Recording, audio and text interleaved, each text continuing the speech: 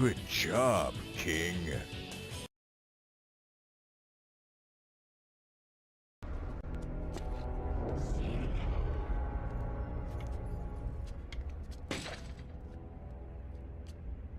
Twitch Prime.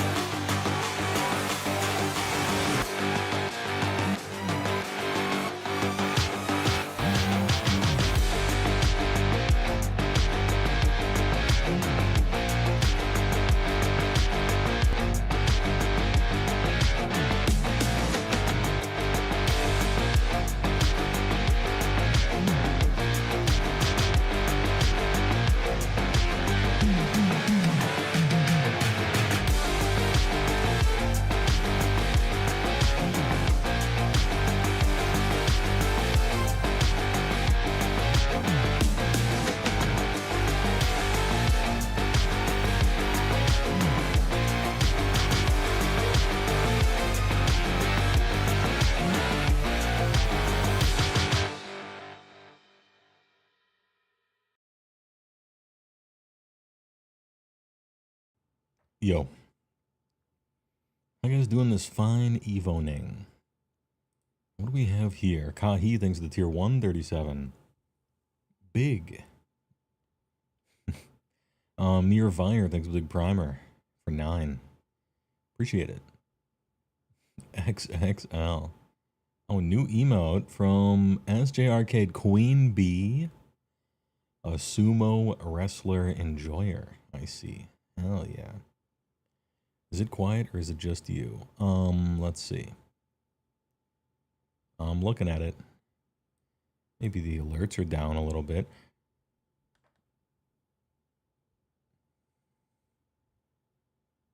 Oh, the person asking that was SJ Arcade. You rascal. It is just you. Somebody turn SJ up. Please. Doing well. Midnight in the UK, says Merc. Nice. Columbo the Warlock, the pact with the Ancient One, known as my wife. Hell yeah. I see Columbo, I quick. Damn. I went back and watched some. I was on a Columbo thing last year, and I watched all of them again. The show's good. No meme. No meme. Columbo's just good. It's good television. They don't make them like that anymore. It's cinema.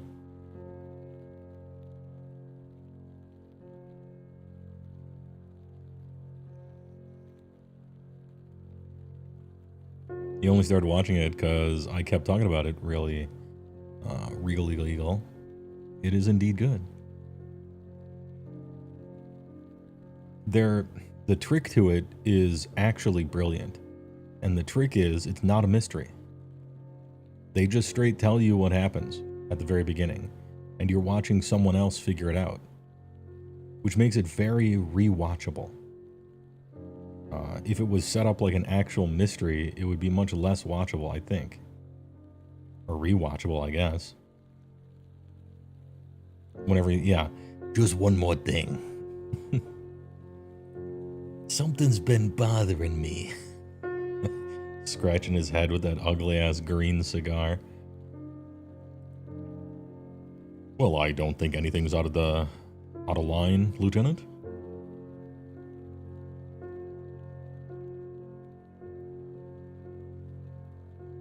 Finally got accepted as a VTuber to VShojo. You never expected the rumor to be true. Yeah, they've been stringing me along for 4 years. They never paid me either. Can you believe it?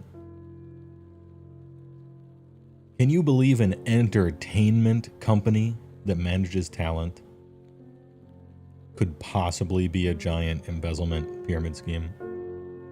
Why, I've never heard anything like that before in my life. Or bad contracts. Jeez, I hope the recording industry doesn't start doing that.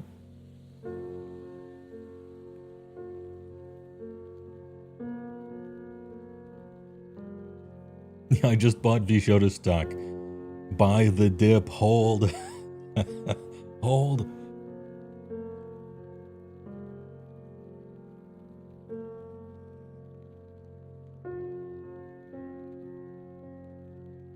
Oh yeah, what's the stream title about? Speaking of Columbo, the rumors are true. I have indeed gotten into Trench Crusade. As I'll let that big piano hammer punctuate the end of my sentence there. I decided it's time to stop. Nice. I decided it's time to stop hiding it. You know, the HeyWoah Corporation is a talent-first corporation, and I didn't want to have to order myself to sign an NDA and hide it from the viewers, but it's time you all should know the truth. I started playing Trench Crusade. I know it's not Age of Sigmar, and I always said I was a one-game man, or war-game man. Because as you know, my first love is Magic the Gathering.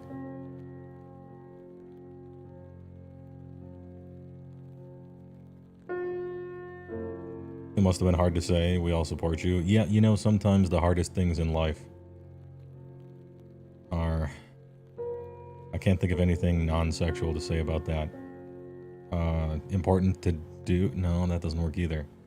Long? No. A long time cut? No. Hey, we'll just move on.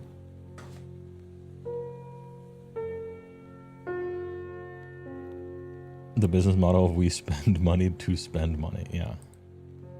You think that was a purely artistic decision or one driven to make it more profitable for syndication, or a little column A, little column B?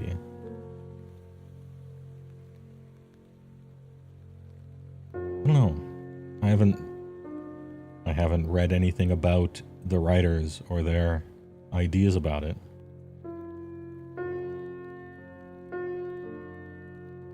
Writing for TV is a lot different than writing a script, though, for like a movie or something else. I imagine it has to do with it.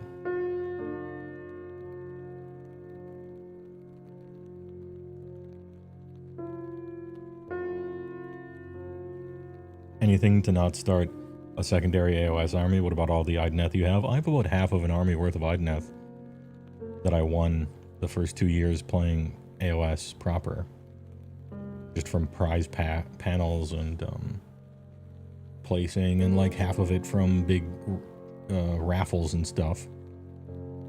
But I don't want to play Idneth. The rules look boring to me. I liked them in 2nd edition, although they weren't fun for the opponent, they were fun for you. And then in 3rd, their rules looked not fun to play, and in 4th, their rules look not fun to play, so here we are. Common Tuamus Prereninen? Huh? Okay, it must be a rules writer. Mad GW.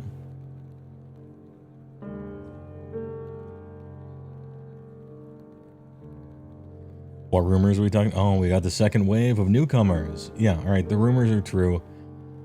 I did a whole bit with it, but to summarize the bit, I feel like you are owed an explanation. I have started playing Trench Crusade. I'm cheating on AOS, in other words. I'm not staying faithful to my main game. I admit I had ordered from the menu, and then I still looked at it.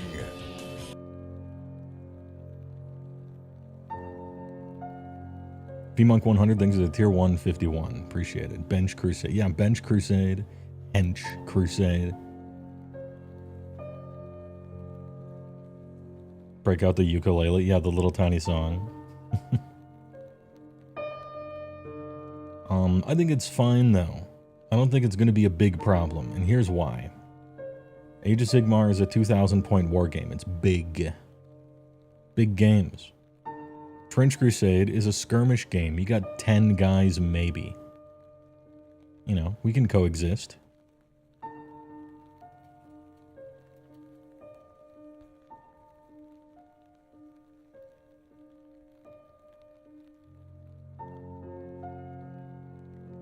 Problem with Trench Crusade, you have no real-life friends and can't play it. Don't worry. I don't either.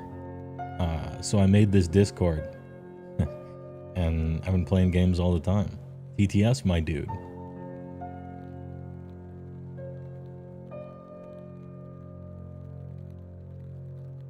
Your local game store sells Trench Crusade minis at about double the cost they should be, and printed with resin that shatters if you look at it funny, so you haven't bought it yet. Yeah, that's a problem with Trench Crusade is... Shall we discuss the whole thing? We might as well. We're on a walk in Japan. We haven't been here for a while. I'm on the Sandwich Ogre VTuber model because I don't want a goddamn light shining in my eyes for this stream, but also, more importantly, I can feel the wave and also particular parts of the light causing heat. And the last thing I need right now is anything to cause heat within a 1-mile vicinity of myself. It's fucking hot. That's what I'm saying. And so I don't need it. It causes heat, it goes off. Except, I guess, the computer. And my fucking body. So apologies for that, I guess.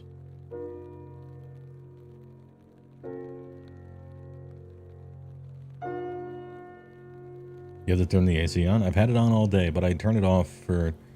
so you don't hear it in the background, and you would, because I tested it. But you know, here we are. The show must go on.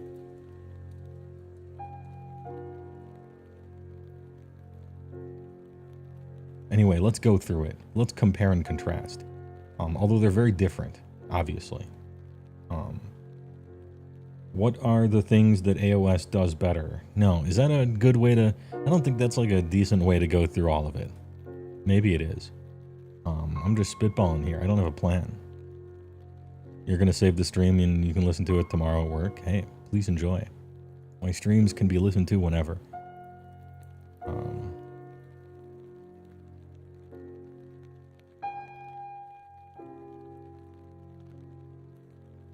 All the games you could choose for your second tabletop game on TTS and you choose Trench Crusade, that's a decision.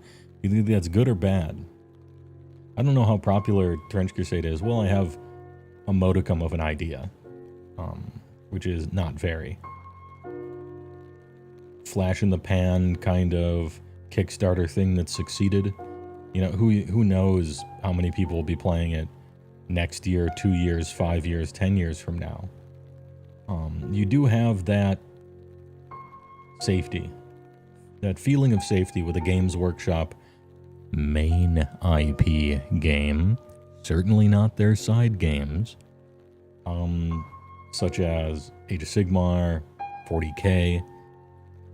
I can right now, if I were to quit Age of Sigmar, 5 years, 10 years from now, I could start playing Age of Sigmar again. It'll still be around. It'll wait for me. Same thing with Magic the Gathering. It'll still be around. Don't worry about it.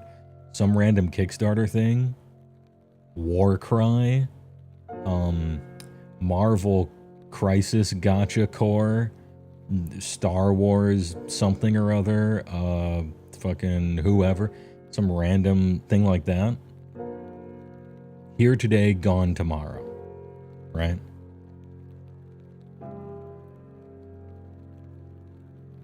So I guess there is that.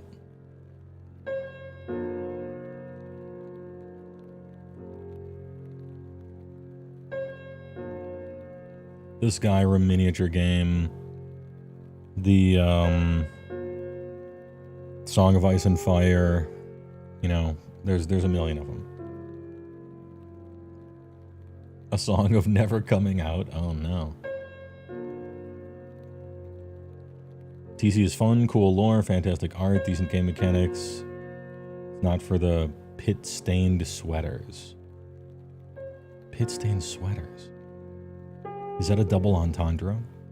Do you mean competitive players? To me, so far, Trench Crusade asks of me as a player 800% the sweat and brain power that Age of Sigmar requires of a player. Baseline. But maybe that's just, maybe that's a wrong read of it because I'm still new. But Trench Crusade asks you to think 800% more often than AOS does. So if you want to count that as a negative or a positive, I don't know. It kind of depends on you.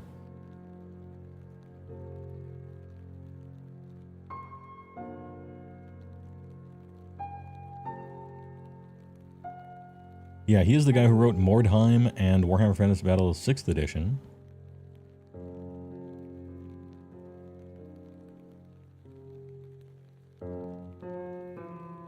And he came out of retirement to just make a game because he felt like it. As a Sylvaneth player, you're excited it'll be a nice, relaxing time, yeah.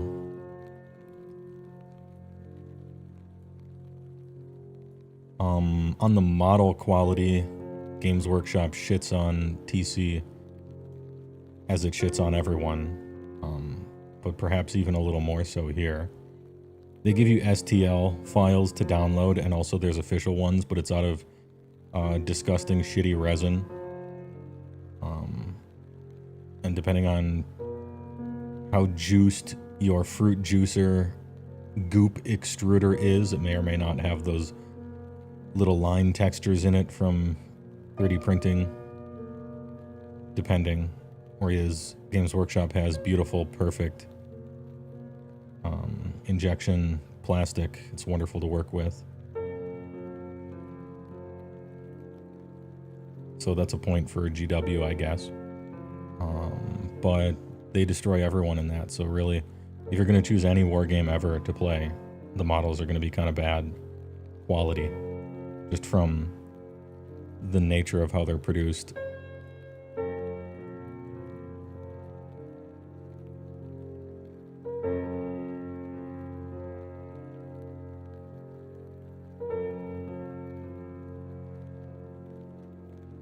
I mean, I don't care too much about that. I'm no Rembrandt over here. Painting wise, you know. And I'm sure I can find some 3D printer Chad and or company to give enough money so that I'll get the things and they'll be high res or whatever it is.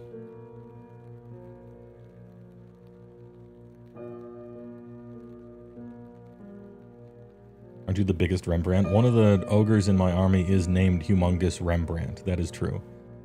He's the one who paints their banners and does their tattoos. His name, he named himself Humongous Rembrandt because he heard Rembrandt was an artist, and so he's like, well, I'm an artist, except big, and so that's what he named himself. And Humongous is spelled wrong, of course.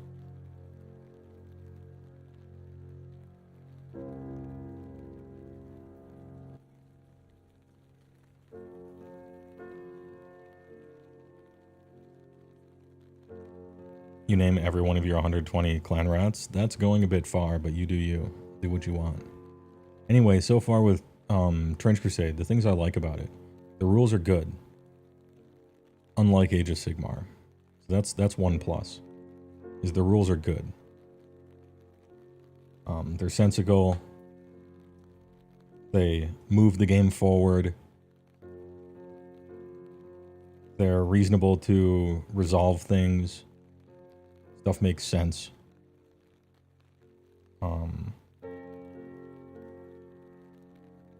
It's a neat dice system.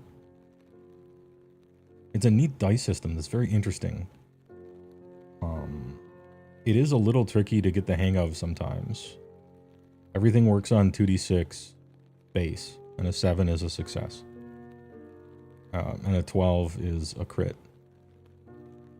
But you add or subtract dice to this due to various things.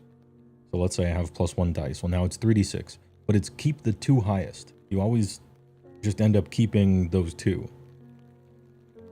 Which means that if it was just add dice and then you just add them, like 6d6, add them all up, then we would get the high-level campaign in Dungeons & Dragons problem where you've added so many bonuses to your dice rolls, you're rolling 40s and 50s, and what does anything mean anymore? Instead, it just gives you a higher and higher chance of a success and a higher and higher chance of a crit, and that's it. So it puts the brackets on it fairly nicely. And conversely, debuffs are minus dice. So you go, if you had 4, minus dice, it goes to 3, etc. But here's the weird part. And the weird part isn't bad, it's actually good, but it's tricky to get the hang of. If you have 2d6, you can't go lower than that. So if you have minus dice, what it does is it goes to a bad 3. 3d6, drop the highest. 4d6, drop the 2 highest. 5d6, drop the 4 highest, or whatever, what have you.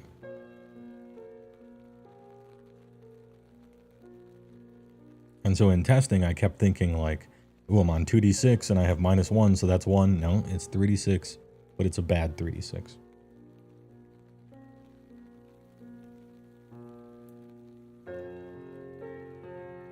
Yeah, I would tell you what faction I've already started to play, but I want you guys to think about it and maybe do a poll or something. If there's is it possible to do a poll with 6? I'm not sure, but I'll tell you eventually. But we're getting there.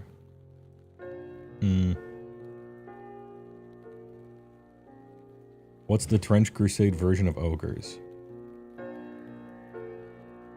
I don't know. Iron Sultanite, probably. If I had to pick one.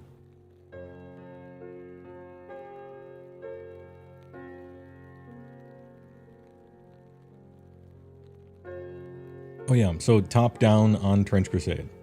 The art is excellent. Wonderful art. You gotta have art. You gotta have good art. You might not like it, but it's a necessity, especially for a Kickstarter. And the artist they got to do for this game is the same guy who did all the concept art for Path of Exile 2. He likes that shit. And so the art's awesome and gross and cool.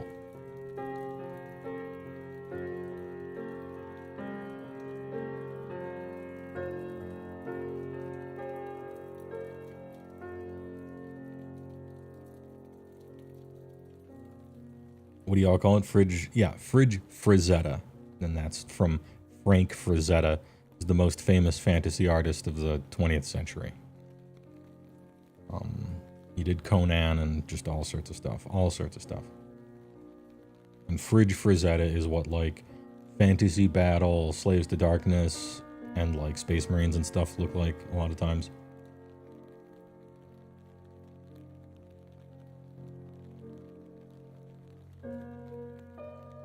So, art, A+. Rules, A. Models varies with an asterisk because you're supposed to print them off. We'll say B, maybe, depending on the quality. But they look pretty much like what the art is. So, yeah, OK+. Yeah, Frank Frazetta is a man who loved huge dudes and great butts. Yeah, that's true. He was a visionary of his time. Would you mind giving the same scores for AOS? Yeah, sure. So, art, wildly variable from F to A. Because there's just so much of it, and so much of it is bad, and some of it's great. It's hard to say. Overall, probably a C. But the highs can hit A, and the lows go to like a D. What is S tier art for you? Frank Frazetta.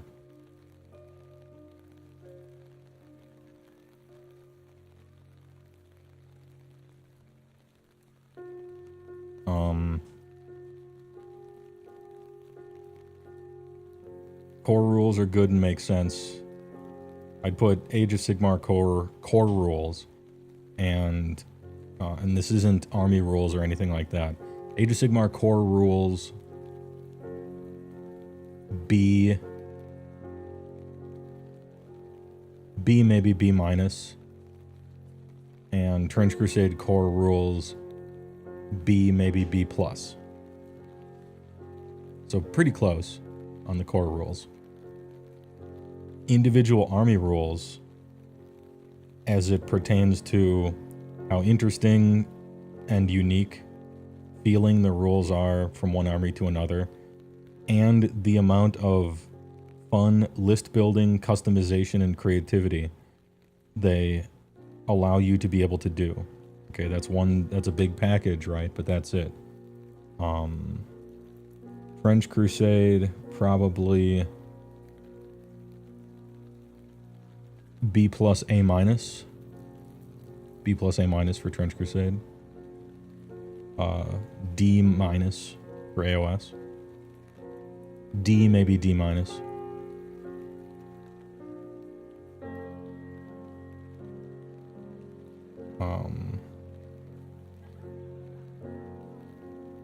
Model and sculpt quality, both material and just the way they think about producing them and how they're going to fit together and how you're supposed to paint them and how much like the art they are, you know, that kind of thing for models. This isn't judging the artistic merit of them necessarily, although it kind of is.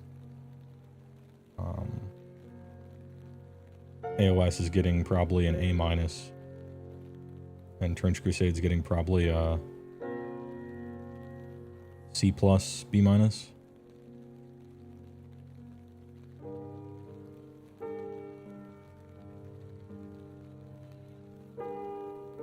Lore and setting. Trench Crusade,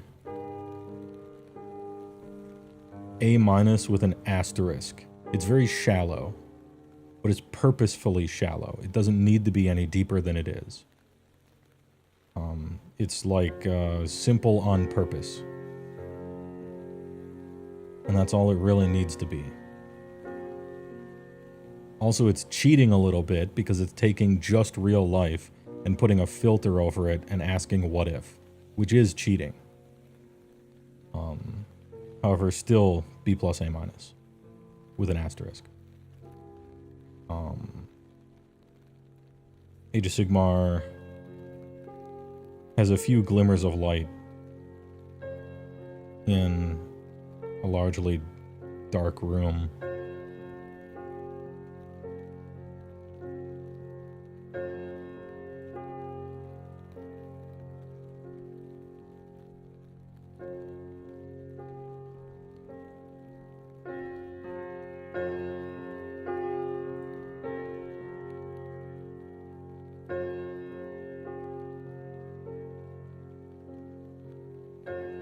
How much does AOS's core go up if you factor in Anvil of Apotheosis?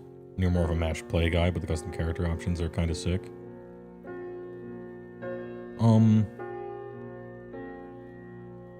I like the idea of Anvil. It does kind of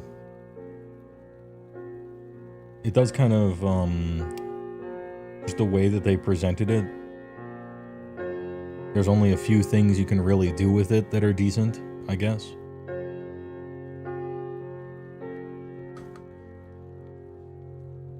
And I don't rate optional stuff very highly, unless it's universally adopted for the most part.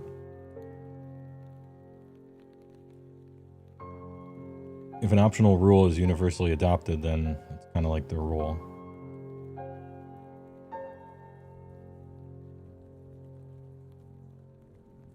Apparently there can't be 6 options in a poll, I suppose. So we got 5 here.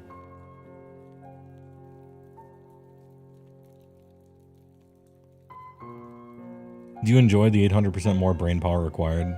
Not trolling, a genuine question. I think so. I like big brain games and I like very simple games. You know, I can find the enjoyment in all of them. My main game for most of my life has been Magic the Gathering, and people say that's a very complicated game. Especially at the higher levels. So I like that kind of thing. Especially if it's deck building or character building focused. Path of Exile 2, Magic the Gathering, you know, EDH, that kind of thing. Rifts, older Dungeons and Dragons, back before it was trying to streamline itself into gray goo with no depth. You know, like I like crunchy, take forever to build a character shit. I like that. That's sort of who games used to be targeted towards. Was autistic fucking losers like me. And so I like that shit. In a 2,000 point war game, that might be a little too granular to be outfitting every single guy with +1 grenade, +1 gas mask, something like that for 100 model army, you know? But in skirmish, that's just fine. You got 10 guys. In D&D, you make 1 character, it's fine. You know, in Magic, it's 100 cards.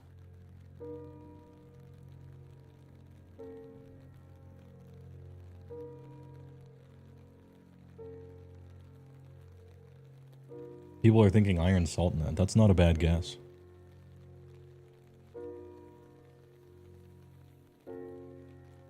Would you say you enjoy big brain games with, say, no more than 15 models, with tons of list building and the ability to Johnny do stuff? Seemingly, yeah, because I like Trench Crusade. But the big brain stuff that I was more talking about was during play, not really list building. List building is just fun. It's just fun. I meant like playing. The game seems to push you in a little bit of a sweaty direction as it pertains to thinking about all the stuff you could do, especially with all the line of sight angles. While I'm playing, I'm not analysis paralysis or anything, but I am feeling a little bit of the weight of, you know, okay, this is a firing line here and here and here, and then this guy that enemy could have line of sight to this thing if I move in this way. And eventually after a little bit, I'm like, well, we got to move the game along, so I just say, fuck it, you know? As I get better at the game, probably that'll get better, right? Like that, it won't be quite so bad, or I'll get good at it or something like that. But at the moment, I'm like, if you told me, all right, this is a different sort of game. In this particular game, your only goal is to not be in line of sight for an entire turn. I would like fail that. It's hard to stay out of potential line of sight of all sorts of stuff, right? In a big circle. So that's like the brain power thing that I was talking about.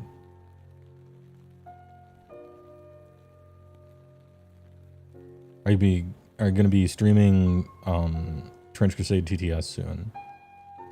Do you mind? I know I'm like an AOS guy, but I got people that want to play Trench Crusade, including me, and I'm thinking about streaming it.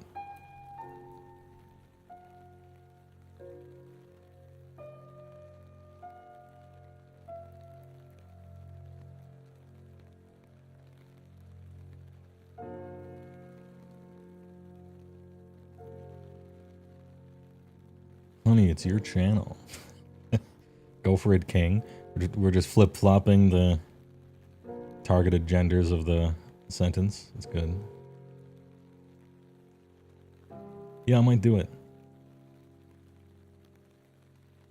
I'll tell you one thing. I'm working on a script for 4 Age of Sigmar videos right now. It's hard to stay excited about it because there's this new game that I like more. But I feel I owe people videos, so I'm still going to work on them.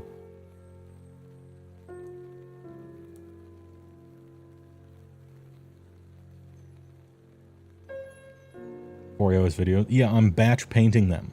I'm going to do this in a way that you guys can understand. I'm batch painting AOS videos. Like, I'm mostly done with the intro, and I'm a half done with the propaganda part.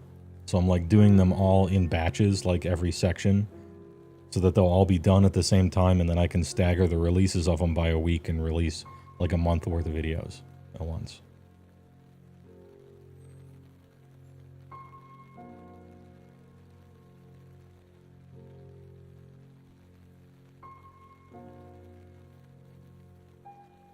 You found my AOS, but you're definitely here for a lot of your opinions about game design. You think you could take that anywhere and get an audience? Well, I hope so. Here's hoping, right?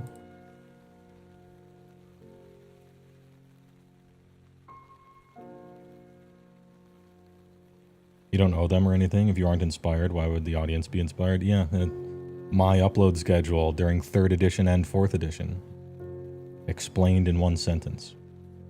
If you aren't inspired, how can the audience be?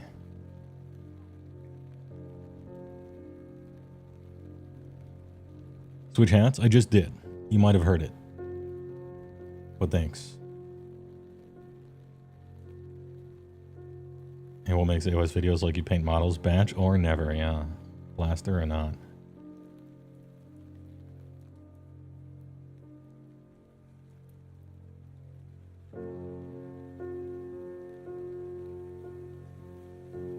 Getting cover, keeping your head down, hunch, stay alive in the war zone. Yeah, or you could dig.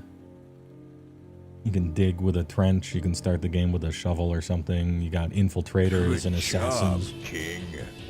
Level on Writhings with a tier 1 for 57. Bonjour. Ogre boy. Would that be gross? Is that big in French? Gross.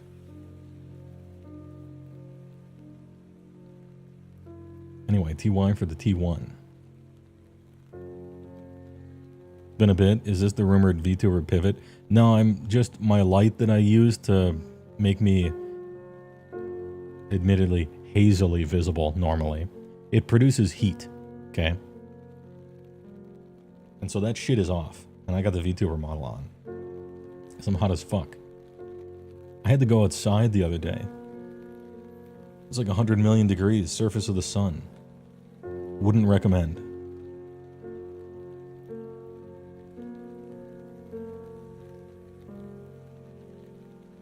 HeyWoah Discord was great for helping you get excited for ogres for your redesign project. Yeah, I'm still, look, I am patiently waiting for the ogre refresh. And whenever that shit drops, I'll buy 2,000 points and we'll do painting streams 2 times a week. And I'll get that whole thing up and running. And now that they don't need to reinvent the wheel on making a good core rules, which they are, 5th edition can have good battle tomes, and then we'll have the best game ever. Hopium. But maybe not even unreasonably.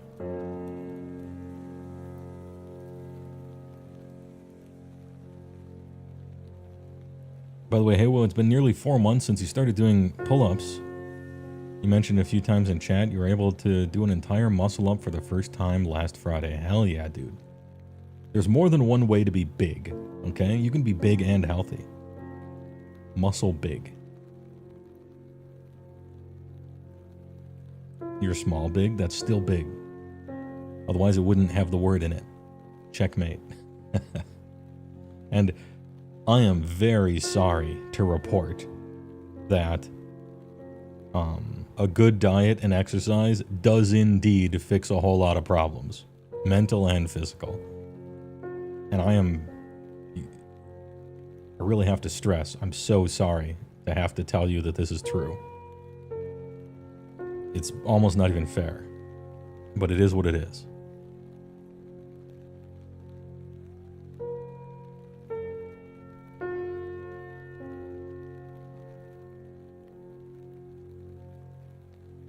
You think I'm right, but then people will complain about the complexity of 5th and 6th. Or of 5th and then 6th will nuke the whole thing from orbit again. Well, then I'll have one good edition from 2027 until 2030. Who knows if I'll even be still alive in 2031, right? We'll do the whole fucking thing over again. Even if I get in shape, women will speak to you. I mean, yeah, generally. I have found, so throughout my life, I lost a bunch of weight and got not fit, but in shape, okay? A few times I've done this. Like a sine wave, except like a belt, okay? And every time I have done that, I found myself accidentally intoing a relationship. Like it just fucking happened.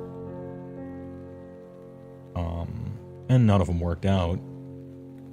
But, I'm not going to put it on that exactly as a reason, but it probably wasn't a counter reason.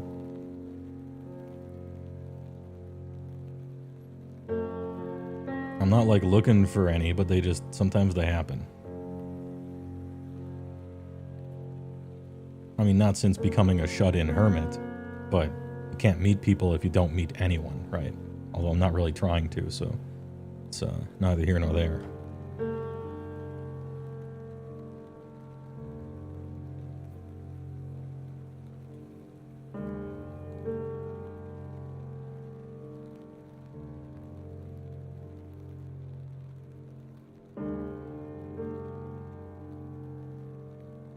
You got MTG to thank for your relationship?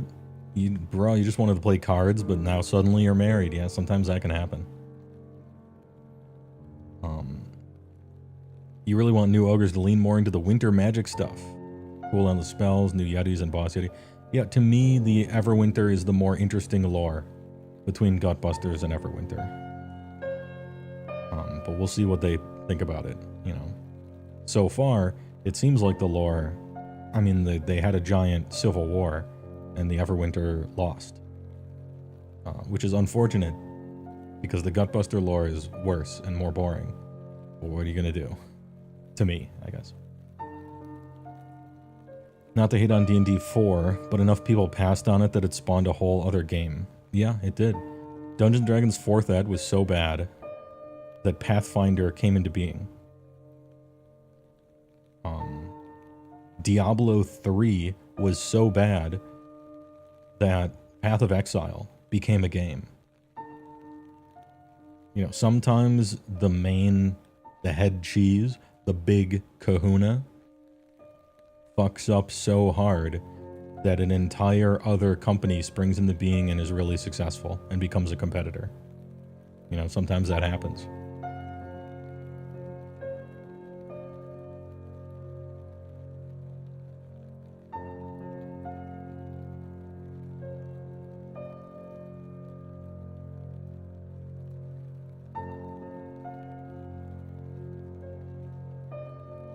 You're anxious about ogres and what happens to beastmen. You think the longer we wait for a range refresh, the ogre's more likely to get sent off to fantasy. I mean, that could happen too. I put it at a 50-50. It could happen. I know that nobody in the studio is particularly excited about ogres in the company. That's a fact. But I don't know. You'd think they would have dumped them off when they dumped the other guys off. You would think. But then again, it's hard to make any sense of GW stuff except in hindsight, and sometimes not even then. So, look, I'm going to take my big coin 50-50, stay in the game, refresh, or out of the game, and we'll just flip it. And we'll see come 6th, or come 5th edition. Is HeyWoah quitting AOS? No. I should make that clear. I'm not quitting Age of Sigmar. I'm probably going to be playing a game Friday. I got a bunch of videos I'm making. I'm just announcing that the rumors are true, and I started playing Trench Crusade. And so I'm cheating on AOS as far as war games. I got a side girl now.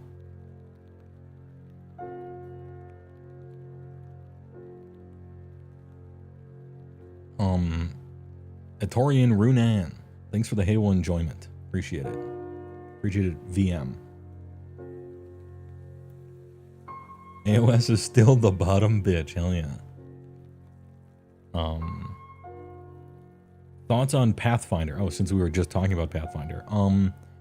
Pathfinder 1 felt like an evolution of 3.75 D&D in an alternative reality. I liked it well enough, and I played it during the entirety of the D&D 4th edition years, because it was more like D&D than D&D was. 4th edition D&D felt like I was playing a tabletop version of a video game, of an MMO specifically.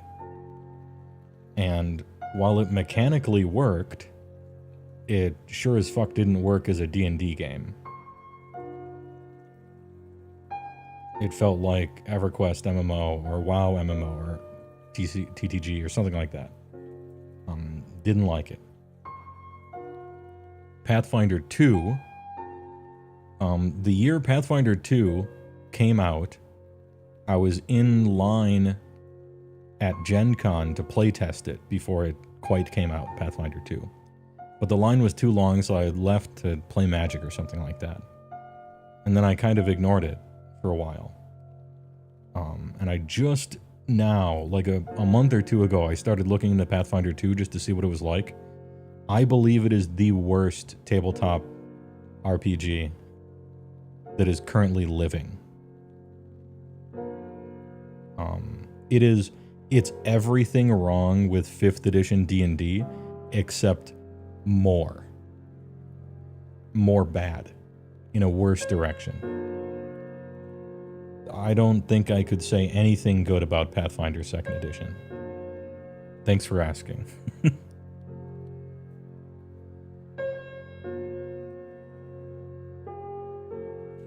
Oh, brother, not this again.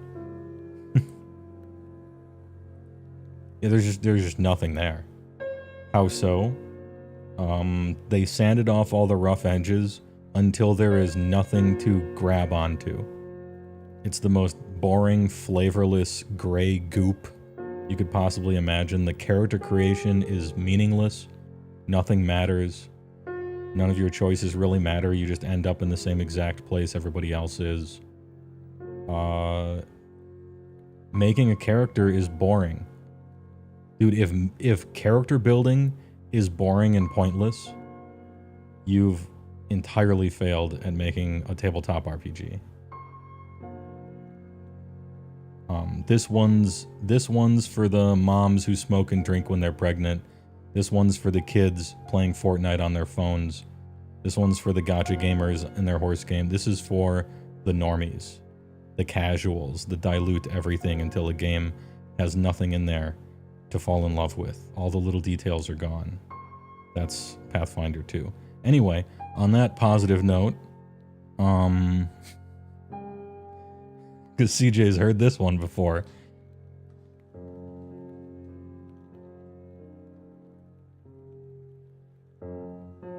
Is it better than 5th edition D&D? I don't even know. Don't put me in the position to go to bat for 5th edition. I don't want to be put in their camp. Get me out of their jersey. I'm not trying to sit in their dugout. Yeah, which one's worse? Geez, I don't know. 5th edition has the rather brilliant advantage-disadvantage system, which is a brilliant idea. So, +1 point 5th edition, I guess. And you can kind of do something neat with character creation a little bit. Both games are incredibly shallow. Yeah, Hugbox. It's not Hugbox 3.5 Ed. There's nothing 3.5 about 5th. You can't even smell the older editions. I don't know. Yeah, as to which one's better or worse, I don't know. Maybe Pathfinder is a little worse. But it's hard to say. I won't defend either of them.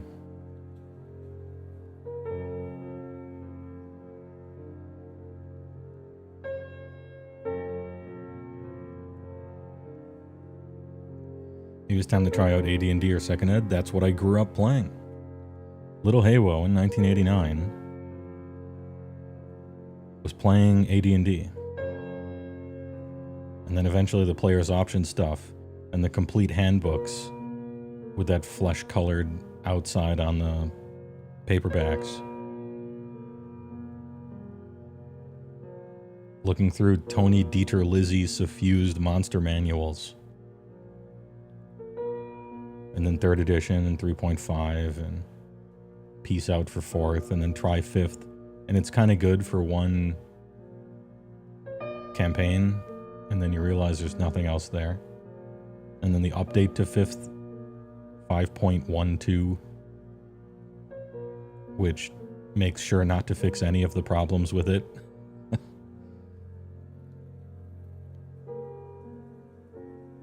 Do you enjoy Crunch more or less than D&D offers? More. That's where we come from. That's our ancestry. It's our history. And tabletop is Crunch. It's one of the few places where it's okay still. I thought. More. 4th edition, best edition? No. Well, no. Not even close. It's a fine video game MMO tabletop game, but it's not a good Dungeons & Dragons game. And I wouldn't want to play a video game MMO tabletop game either. Too regimented and safe. Superhero-y. Too balanced. To the point where it's boring. To me. But hey, look. Opinion's my own.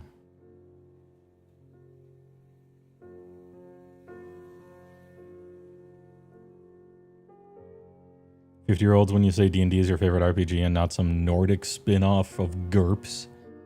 Dude, I played GURPS in the 90s and early 2000s.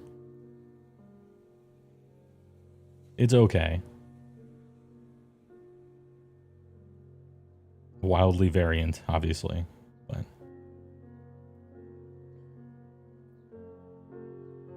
Is Rift super crunchy by comparison? Rifts is a mutant 2nd edition D&D. That's what it is. It's Dungeons & Dragons 2nd edition that fell into a vat of radioactive goo, like Toxic Avengers or that one dude who gets hit by a car in RoboCop. That's Rifts. And then instead of ever changing the edition except for Ultimate, they released 60 books of added crunch. If you wanted it to be more crunchy. And you did. It's still great today. And its shittiness is part of the charm. I want rules with exclamation points in the text. Gimme.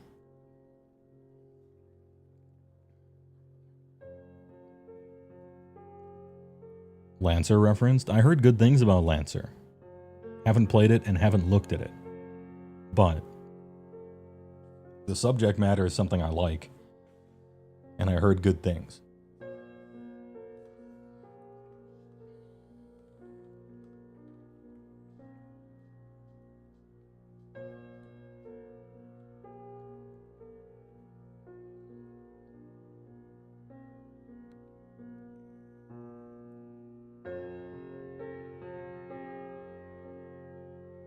Shadow the Demon Lord has a spell that makes her dick explode? Hell yeah. Are we still waiting on the big reveal?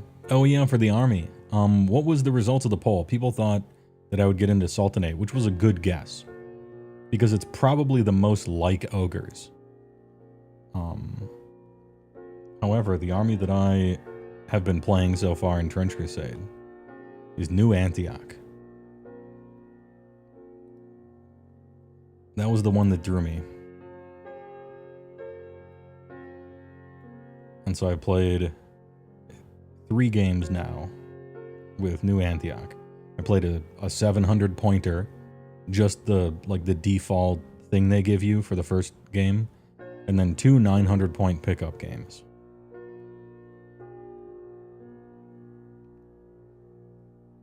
Yeah, heavy soldier gaming, big boss. Mechanized infantry, Wolf Brigade looking dudes. New Pantioch and Garter Belt. Good meme.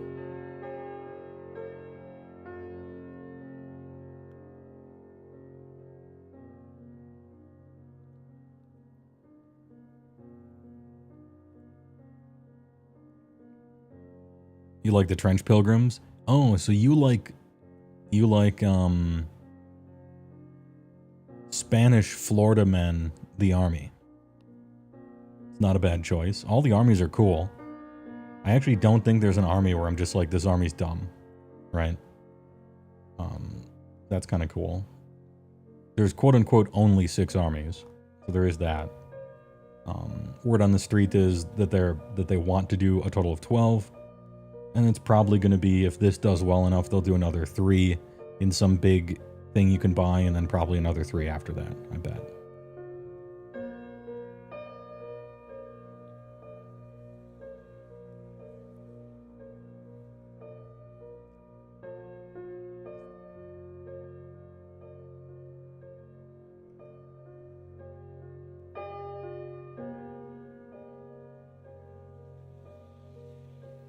The guy gets hit by a car in RoboCop is me playing 4th edition AOS, and the car is your opponent.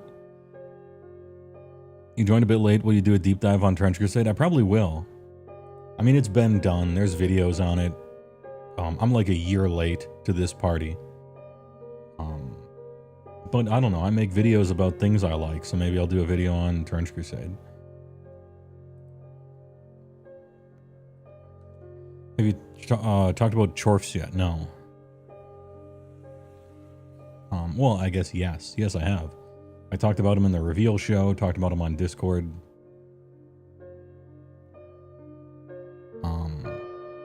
Chorfs. They look more like what I thought they would look like than I thought they would look like. What a sentence. ChatGPT could never give me a sentence like that. Still got it. They did not do the OBR thing. You know how they're like, we're going to reinvent Tomb Kings, except no Egypt, and we'll put in this other stuff, and at the end of the day, you end up with OBR. And so from a starting point, they kind of reimagined them, but they reimagined them so different that they ended up completely different, right? Didn't do that with Chorfs. Chorfs are just Chorfs. To me, they're a little too cartoony, a little too World of Warcraft. They look very World of Warcraft, which I don't necessarily appreciate. But that's what they are. And if you like that, it's fine. Still waiting for my train car artillery. They didn't make any of that, and I think they should have. The big bowl with 2 cannon arms is awesome. The guys look fine. The centerpiece with the statue of a bull with wings. Don't like the look of it. Too many sheer edges. It looks like a statue in a bad way. The whole point of it is that it is like a living statue, but that doesn't look good to me. However, the paint job they chose for it is so bad that I really think even a normal person could make it look better with a paint job. So there's my silver lining on that thing. And they don't quite look evil enough, like their tech. It's a little too clean. But again, paint jobs maybe.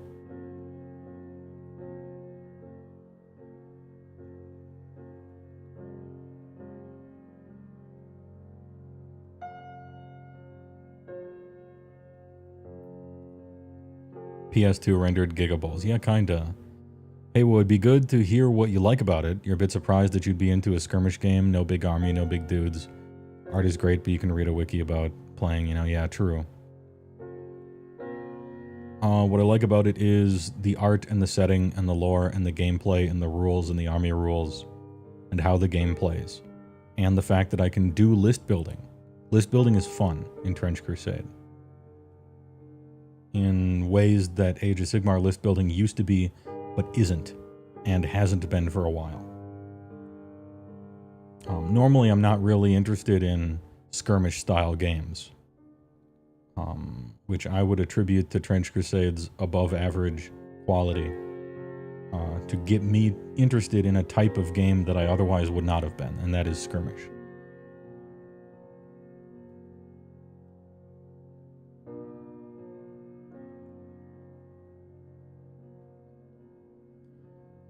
As far as the Trench Crusade, for people desperately wish they could have played Mordheim in the early 2000s. Yeah, that's not me. And yet here I am. I want to jump on the ground floor of what they think is the spiritual successor. It for sure is the spiritual successor. I don't even think those people are wrong about that half of it. It is. It's Mordheim 2. You could call it Mordheim 2 with a time skip or something, and it would... It's even made by the same guy. Now, I didn't really have any interest in Mordheim in the early 2000s because to me, and this is, you know, to me, if I wanted to do a weekly grow campaign, like Path to Glory or Mordheim or Trench Crusade campaign or something, I would take that same amount of time and I would just rather play Rifts or D&D or something. So I'm not like interested in the campaign part about it, even though that is probably the main draw for people, I think. So I don't know how too into TC I'm going to get. I'm interested in playing 900-point 8 Glory pickup games. I'm not interested in a campaign. And I think I'm weird for that, but I'm not asking the game to change for me, though. I'm fine taking it for what it is. Frostgrave is the successor. Okay. Well, I've never heard of Frostgrave, but then again, I didn't hear about Mordheim until 4 years ago, because I missed all that stuff, so I'm an outsider here.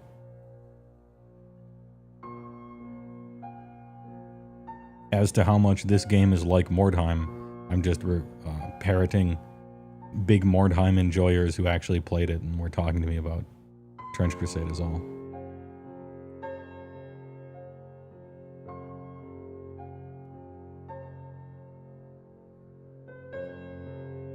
Hey, we should get into the old world. I'm still resistant on that one.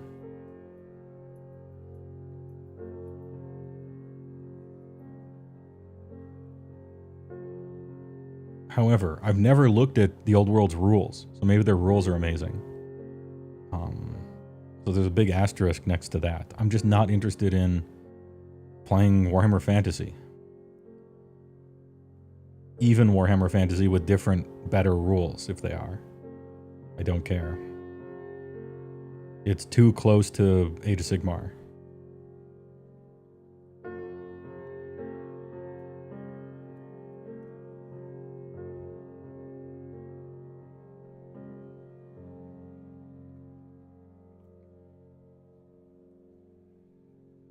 And I'm not like big on many of the armies. I don't know. Trench Crusade has 6 armies that are all cool, and whatever my opponent shows up with, I'm like, your guys are awesome.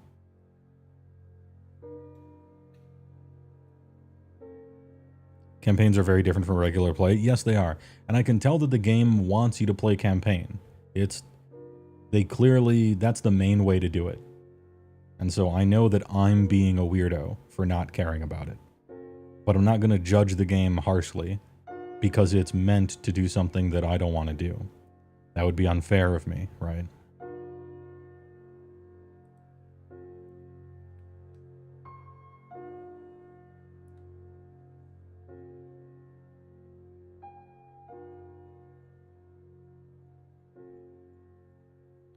It's the correct way and you would like it a lot. That's potentially true.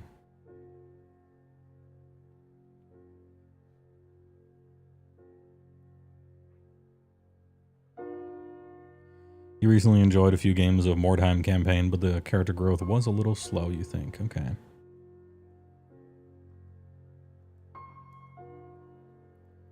Have you considered playing Blood Bowl? No, I watched one game of Blood Bowl. And that was enough for me. I don't like the stupid, like, it's trying to be funny. The humor misses me. Like, it's just retarded. I don't particularly care for football. All the silliness and comedy doesn't hit for me. I just think it's stupid. That shit is like seasons and stuff too. I don't know. Yeah, the rules are too many random shit happens for funny. I don't know. It's just not for me. People have long said that Blood Bowl is the best Games Workshop game. Like, whenever I asked, from the year like 1996 or so until 2016, I had been in card shops playing Magic that whole time. The entire time I'd been playing Magic in card shops. 20 years, right? And many of those card shops had big tables set up for Warhammer games. And I saw some people playing 40K every once in a while. And I never saw anyone ever play Warhammer Fantasy in 20 years. 20 years of card shops. But I did see some 40K, and I saw some Blood Bowl. And anytime I ever asked a 40K player if the current edition was good, the answer was no. For 20 years. And whenever I asked a Games Workshop game player, hey, what's the best Games Workshop game? I got 2 answers and no other answers ever. For 20 years. And the answers were either Blood Bowl or Mordheim. That was it.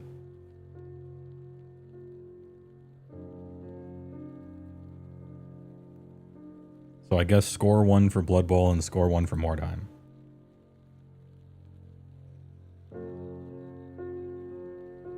Disaster Plan, thanks to the Big Prime 22.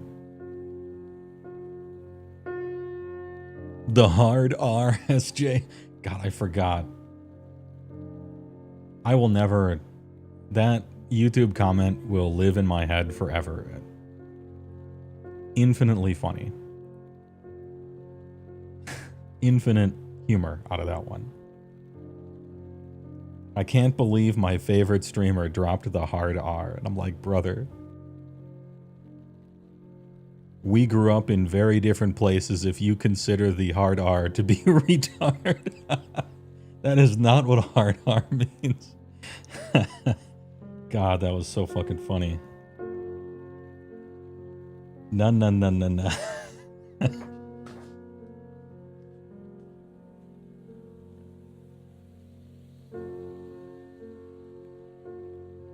Dude, those Twitter people got it in their head that they could just invent something to become a slur out of nowhere, and that this gave them power.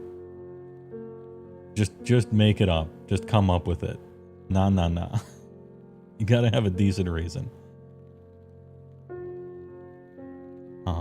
Where were we? Only on the internet do you hear that Blood Bowl is an amazing game, which is scarce. Never have you seen anyone play it, but I've seen 2 or 3 people play it in real life. But, you know, all the, what do you call it? All the trappings around it never really interested me that much. The Hard R is my favorite Sin City story. Yeah, you got the bum ticker.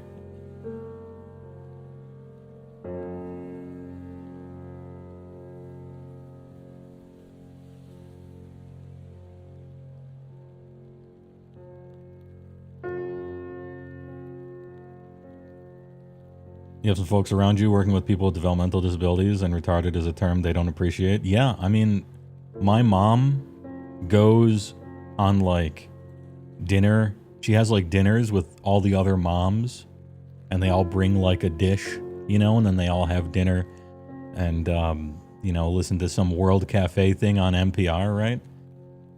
I'm not gonna go to that and be like, cunt this, cunt that, right? There is an appropriate place and time to use curse words. However, doesn't make them a slur or not.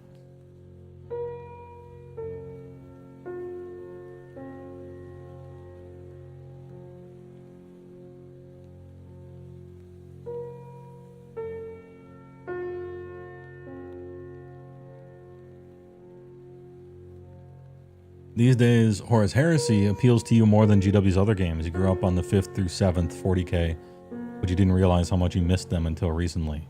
Competitive focus, not much your thing. Yeah.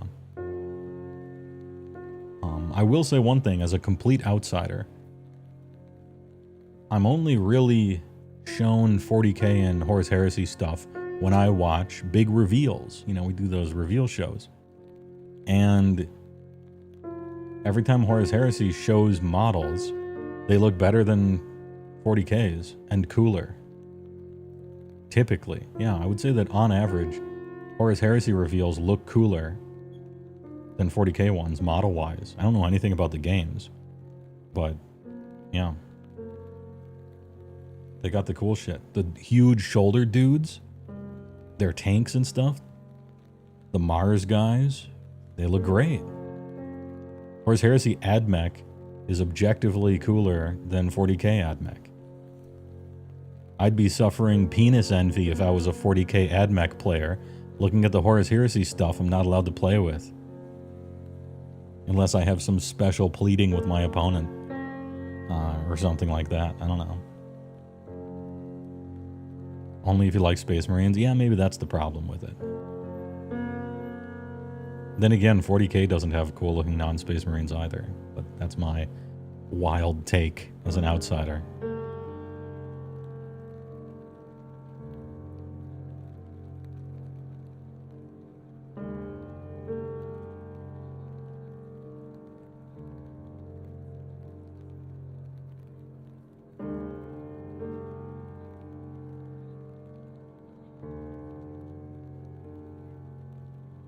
Votan are cool. Votan are cool. Yeah, I forgot about the dwarves. You're right. Yeah. They look a little... I mean, they're like 50% Terrans from StarCraft. Now, StarCraft was just ripped off 40k. But, I don't know, man. That argument starts to thin out a little bit when your stuff is maybe not as good, or it's starting to look like that other stuff. The dwarves are like half Terran. Now, they look cool. I like them. You know, time marches on. Everybody steals from each other over and over. Some of the Necron stuff is noteworthy Lich Finder, actually. Ever since they decided to give Necrons, they allowed them to have some personality instead of just be the Terminator. I like some of the Necron stuff. They're getting interesting.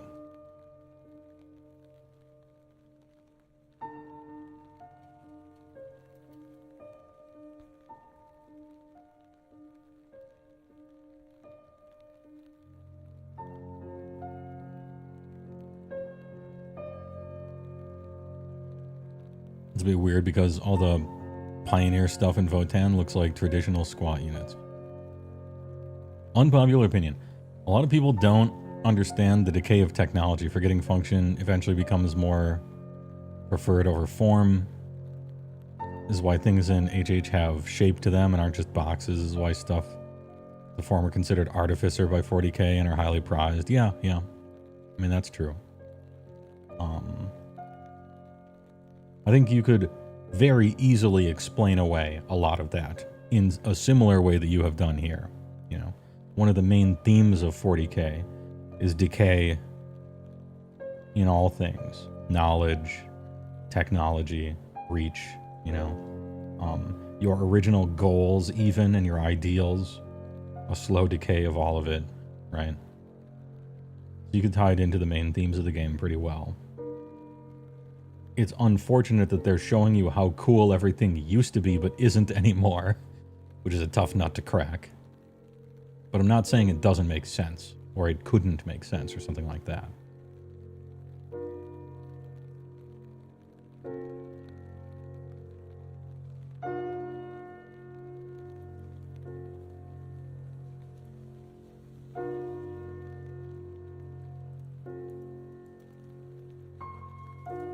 Yeah, I suppose it was the golden age after all. Hot take, the battle suits are the least cool part of Tau. That is a hot take, because I disagree profusely. The Kroots are obviously the least cool part of Tau. The entire Kroot line. The idea of Kroot. Oddworld Abe's Odyssey looking ass. Play-Doh aliens in what should be the mech faction. Disgusting.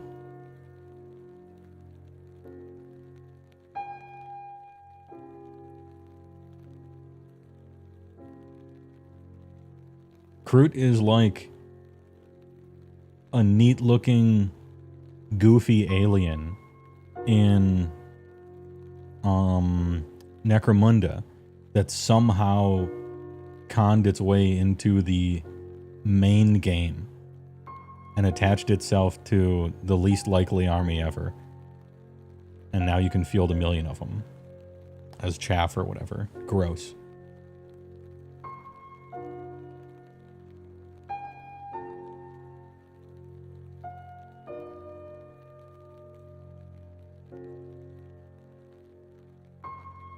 It's because they have bird beaks. I didn't know they had bird beaks.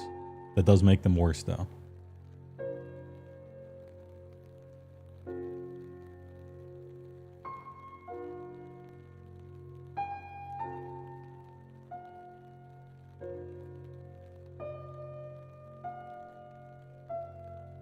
Wonder if I have a take on 30k Imperial Fists or Space Wolves.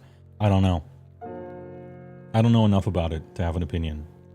I think Space Wolves are the wolf guys. I don't really like them. Imperial Fists, I don't know who they are. So, I can't really say. I'm not sure.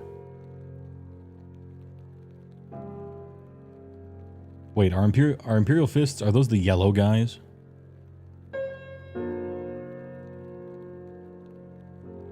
They're the yellow ones? Okay. Well, I still don't have any idea, because one guys are wolves that don't look cool, and the other guys are exactly Space Marines, they just happen to be painted yellow. I shrug. Apologies. Might be fun to watch a tier list of 30k legions and factions by somebody who doesn't know or care much about them. I'll do it, yeah, I'd do that. You're gonna get a lot of whatever the tier is for, yep, it's a Space Marine, maybe C tier or something. That tier is gonna be there's gonna be a lot in that tier. Yep, it's a Space Marine.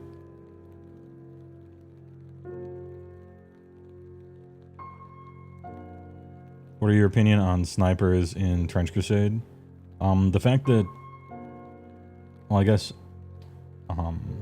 like I have access to a sniper priest in New Antioch, and he's good.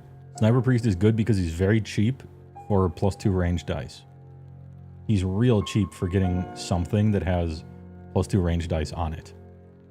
Sniper rifle I don't think is good. But give him like an automatic rifle or something, even an SMG, and they're pretty good and cheap.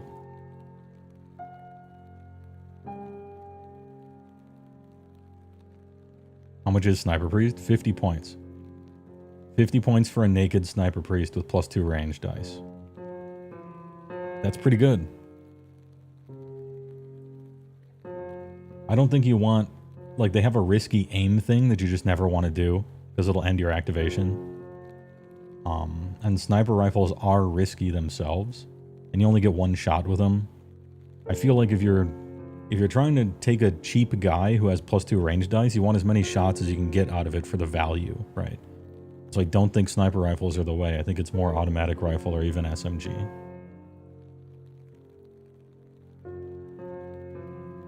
Or some other thing.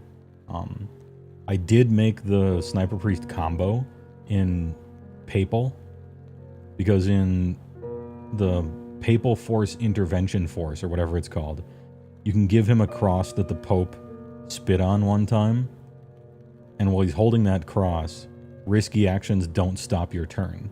And then the Sniper Rifle Priest is actually kind of sick. Because you can do a risky action to aim, and if you fail, who cares? You can shoot anyway. Like that, then it's kind of sick. But the Papal Intervention Force, I think, is kind of bad for a bunch of other reasons, so you really just do it if you want the coolest sniper ever. Which isn't really the type of game that Trench Crusade wants you to play, I don't think, for New Antioch. I don't think you're trying to load yourself up on one singular guy who's some combo. You want to diversify a little bit.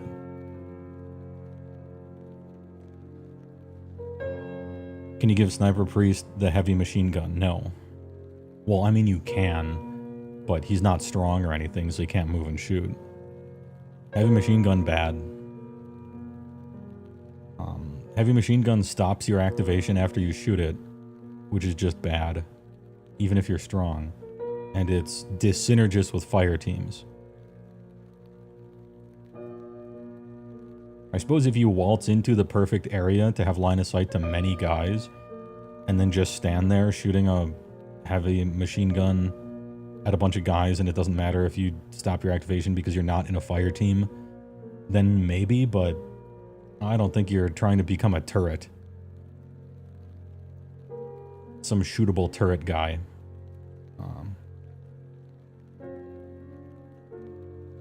Sniper Rifle gives you +1D to hit, so you're hoping 5D, hoping for the headshot. Yeah, that's pretty much what you do in Intervention Force. You take a Sniper Priest, give him the cross that the Pope spit on.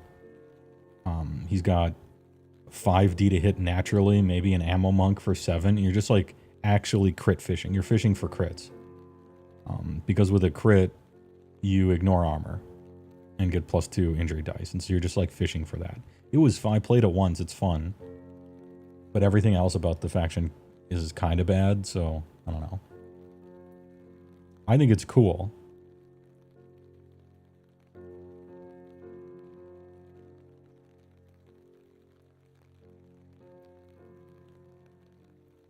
And I would probably revisit it again, because the way I played it the first time was I was just taking a whole bunch of the mercenary guys, because I wanted to see in the game if any of them were good. And some of them were. So maybe if I made a more reasonable list instead of like a sampler platter trying to see if stuff is good, if I really honed it in, the Pope Force could be cool. Instead of focusing so much on taking mercenaries, it would be more about like, give flying power armor to such and such guy, or take a bunch of one-shot RPGs on infiltrators or something. Like, you could do some cool stuff with the war gear glory options as well. Pimpcane Red guy is cool. He can't dash, and he's like better against wizards and stuff, but he's cool. I like him. The two that I have kind of focused on, generally so far anyway, my lists are tending to take an Observer and Anti-Tank Hunter. Communicant Anti-Tank Hunter D and Observer Kanoko. I like the Observer for a variety of reasons. Move 8 is great. It's kind of hard to kill. You get to risky action, ruin the opponent's next activation, which is sick. And the Anti-Tank Hunter is good because he's the only guy in my army that's capable of holding on to a weapon that doesn't suck. The Anti-Material Rifle. And they look badass. Like, I like the look of it. I think the Anti-Tank Hunters are cool looking.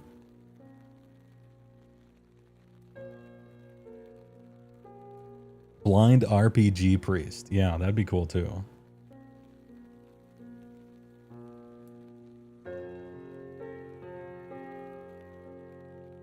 In my head, the Communicant Anti-Tank Hunter gets worse the better my opponents are and the better I am. Like, as we learn the game more, I bet he's going to get worse. Because he's pretty tall, so it's hard to hide him behind stuff.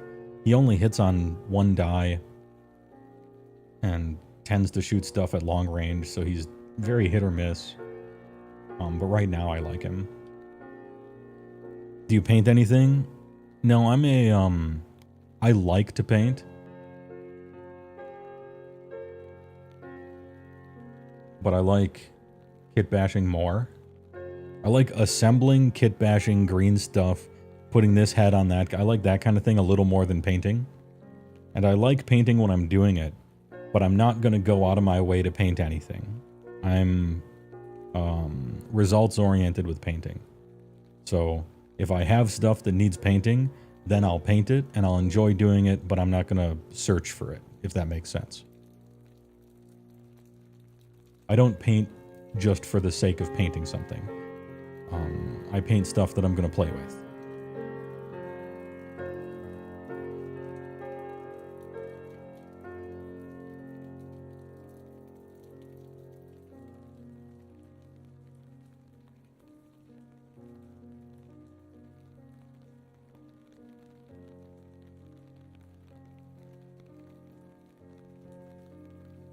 Just saved yourself untold hours of lore tuber videos with that succinct and accurate summary.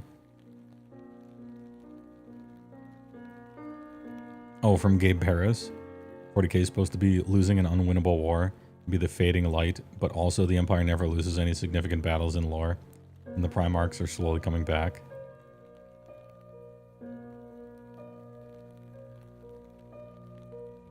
Yeah, I like the kit bashing and converting stuff. I like that more.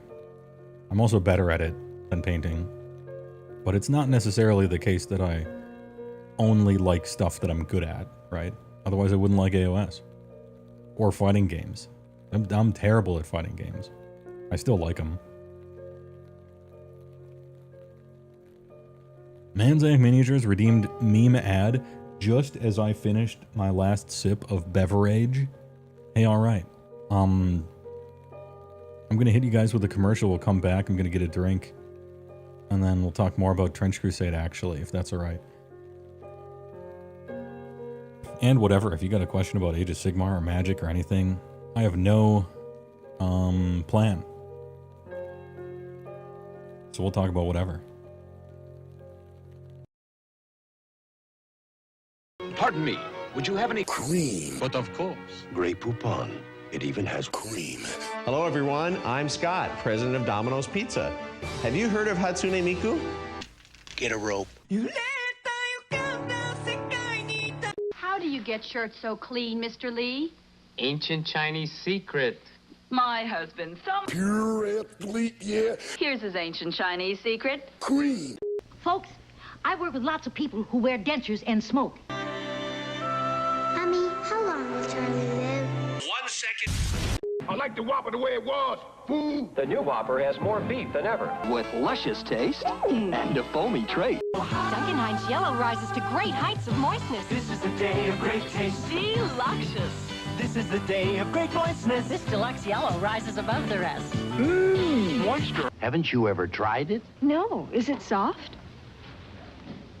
Squeeze it. Ooh, it is soft. And help take a bite out of Cream, yeah. It still tastes good like a cigarette should.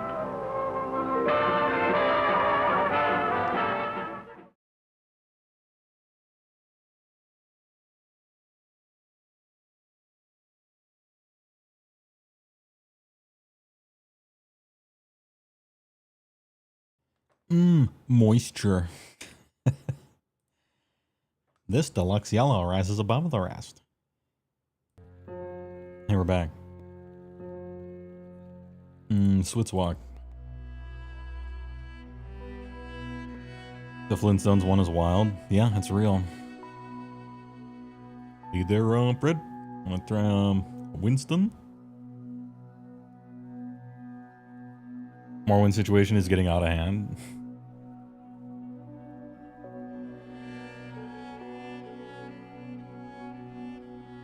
Your favorite fighting game is Soul Calibur. Same.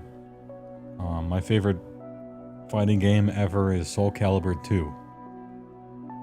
That was my game. That was the one where I was almost good at it.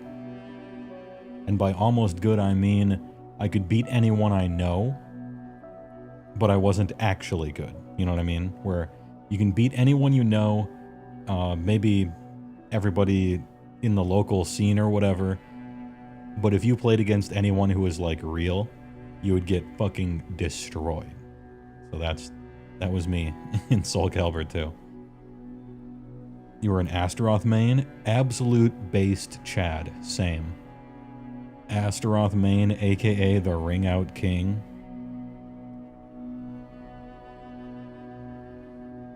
Also known as the Juke King because you'd constantly be juking that long range thing. Oh, is it going to be the spin one this time? Anyway, that shit was sick.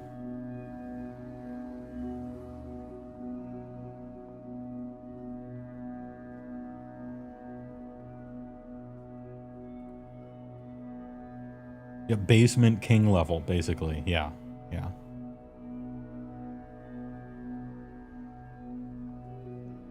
Who's your favorite character in Soul? Well, I mained Astaroth, but Yoshimitsu was super cool in that game. Valdo was really good and cheap and cool. Zhanghua was really good and cheap and cool. Nightmare, really good, cheap. Everyone in that game was fucking cheap. But that was the point. Like, everybody was cheap in some way.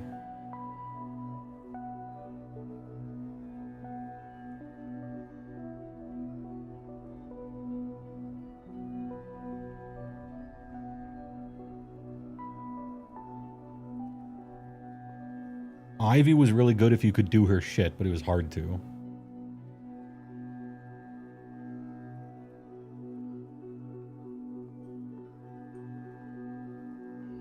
I don't know, I feel like even though everyone was cheap and had game, depending, probably the best character was... I don't know, they didn't have tier lists really back when I played, but Valdo, Zhanghua, Nightmare are probably the three best characters, I think. If anyone was like actually competitive in that game, they can correct me here, but that was my read on it. Also, Yoshimitsu, one of his moves was called, in Soul Calibur 2 I think, was called Avoiding the Puddle, and that's where Eris got his name for his stream. Because Eris was fucking good at Soul Calibur 2. Like, world-class good at that game. Some people forget that Eris used to play fighting games. And back when I played Soul Calibur, he was playing it, and he was really fucking good. They call him Lord Eris for a reason.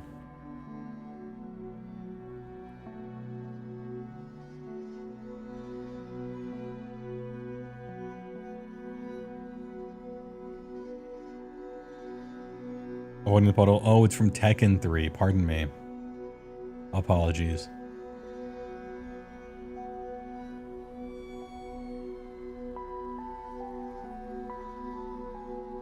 If you recall, Astaroth got nerfed in 3 and then again in 4. 3 was kind of whack, but we were hoping that it would go back to its roots. And then 4 was really whack. I don't know of any person in the world who's ever played 5 and then they tried to make 6 way later, and yeah. Look, Soul Calibur 2 was real good. You can stop there.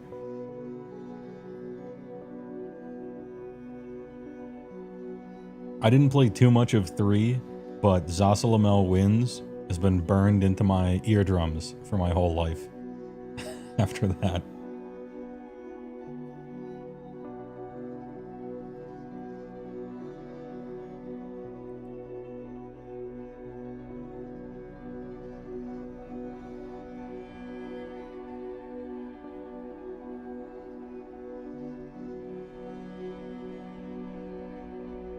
Baldo was fun because he has weird stances that he would combo in and out of. Yeah, he was super good.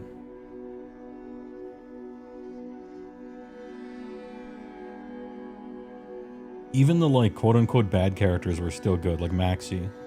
You would think that a character with so many predefined moves that just kind of keep going would end up being bad, but not even really. Oh yeah, we're supposed to talk about Trench Crusade, not Soul Calibur 2. Anyway, that game was sick too. So it's fine. It's not against the rules.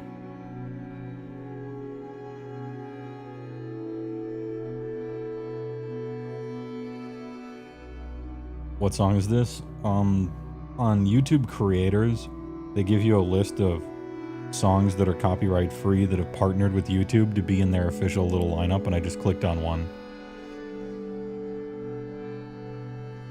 It's a little too loud. Yeah, probably, huh? How about that?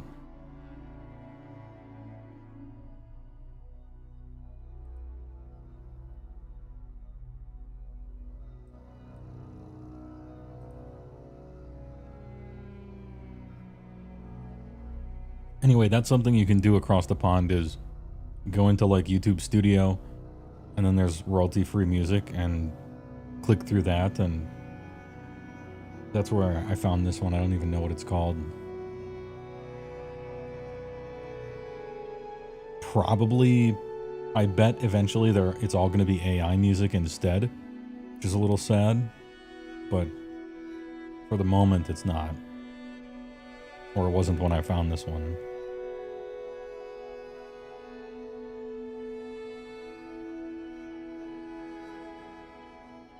You hate that? Same, but there is no stopping it. There's too much money behind it. The average person doesn't know or care the difference. And the next generation that grows up with it being normal will just use it. That's it. But, hey, look. You're the last generation that's able to fucking read without asking ChatGPT to summarize 2 sentences you couldn't bother to read your fucking self. So, you have that superpower, at least.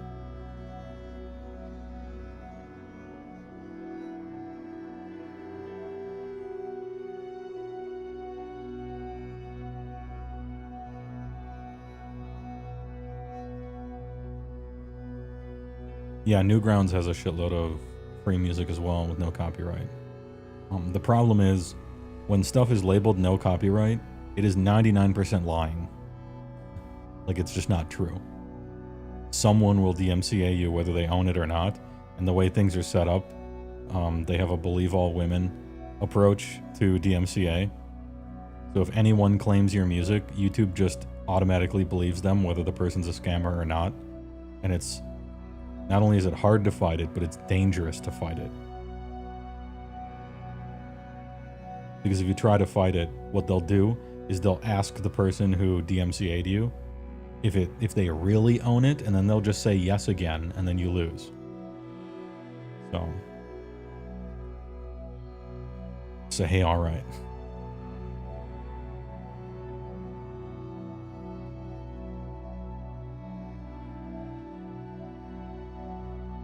My brother's in a band, and one of their music videos was copyright claimed. And it was their original song that they wrote and own and released on a CD. Like, they have a record deal. They own that. And their own thing was copy claimed by somebody else. Anyway, good work. Like, brother, I wrote the song and performed it. What do you mean?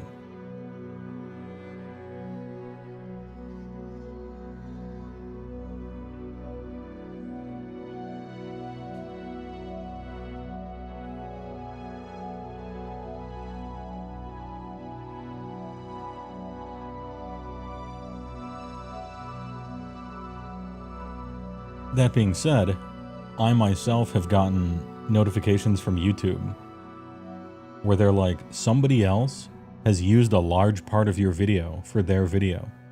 Do you want to claim that? Do you want to shut them down? And then I click on the video, and it's me reacting to a Games Workshop live preview. And the person they're asking me if I want to shut down is Games Workshop. Because my live reaction went up before their official video, because they put up the official video after they do the live event.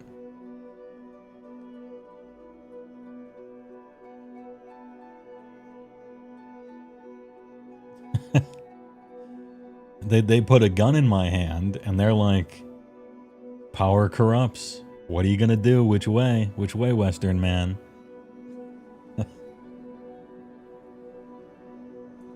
No, you know, be the change you want to see in the world. So anyway, I shut them down. No, I'm kidding.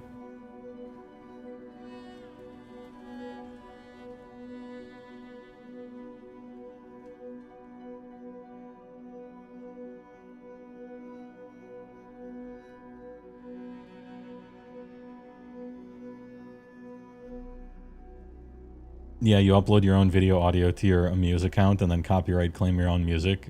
Absolute 600 IQ play.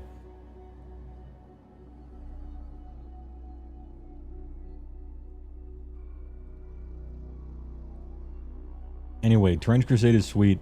I'm playing New Antioch. It's fun so far. The army is, for all my mockery of, what do they call that now? It used to be called, wait, is it Astra Militarum now, I believe? The World War II guys in space in the year 40,000 with just a bunch of shitheads and tanks that don't look cool. What's that faction in 40k?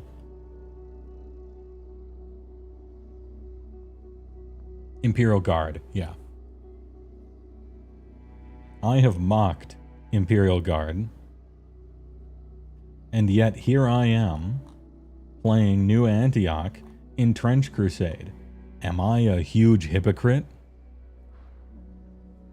Yes. But not this time. Not this time. And I'll tell you why. Because random shitheads with bolt-action rifles are supposed to be in this time and place. That's where they belong. That's where they're from. They are the standard with which to contextualize all the crazy shit happening. They're not the man out of time here. They're just World War I soldiers, essentially. Yeah, I'm a complicated man, you might say. Also, the machine armor guys are fucking cool. Number 2.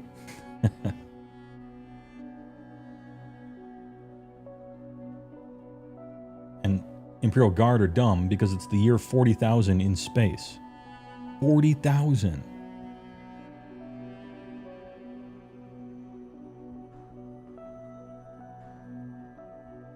Yeah, and they got the Jinro grip. Or drip, I guess. Yeah. They look like the wolf soldiers from Jinro. It's fucking sick.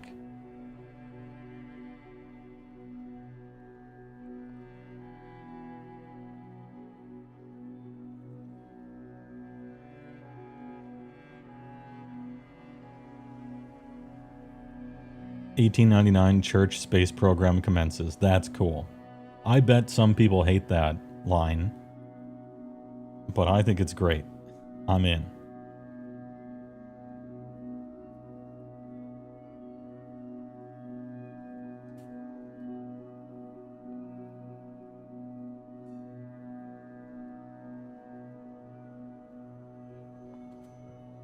the unmitigated gall to speak so poorly of the Imperial Guard. Yeah, I do so, and I still do, and yet here I am playing New Antioch. It is what it is. It's not the same, Mom, it's different.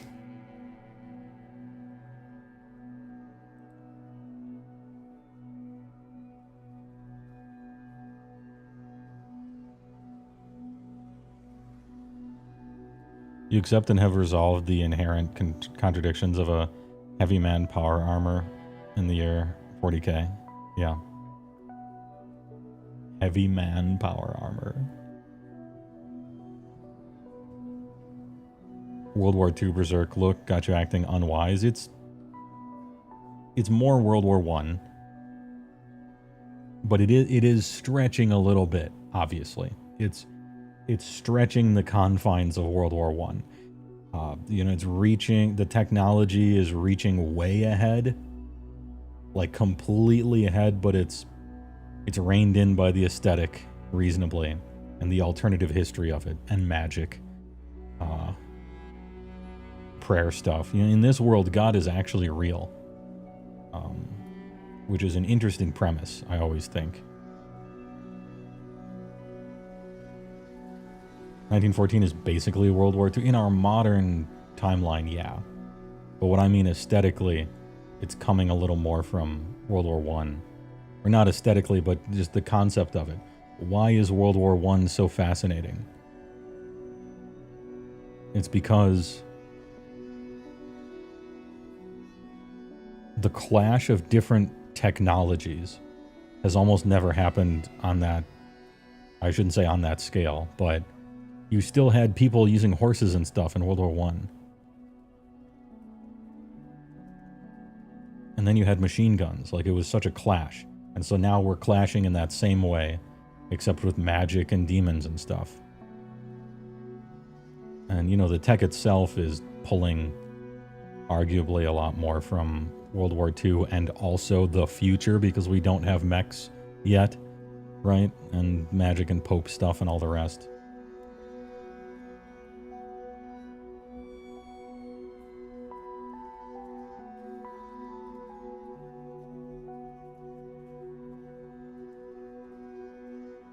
Yeah, and the forces of hell are like double, triple Hitler. 100 times double Hitler stuff. If hell opened up, we would have mechs. I think we would. If push come to shove, if it was the eradication of all humanity or have mechs, we would choose mechs. Or we still wouldn't have healthcare, but we would have mechs. They say it's a setting where there are no good guys. Yeah, that's true. Yeah.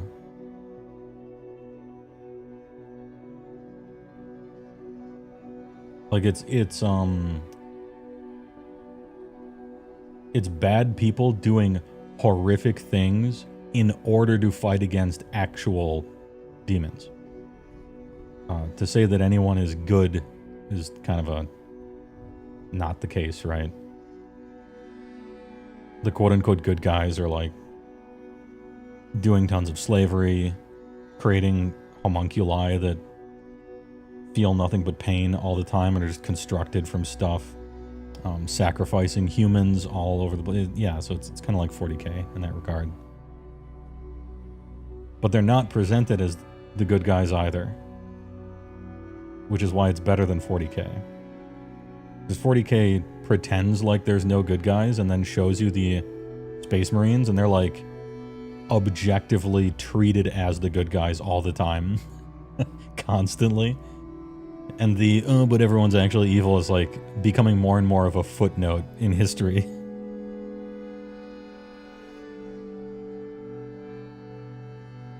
Yet they're fed pieces of the Metachrist to become huge like a Bobo from Double Dragon. Put a helmet on with nails through the eyepieces so you can better see your enemy with divine sight to shoot them. Like they aren't good. Like they're fighting hell, and fighting against hell is a good thing, but they're not good.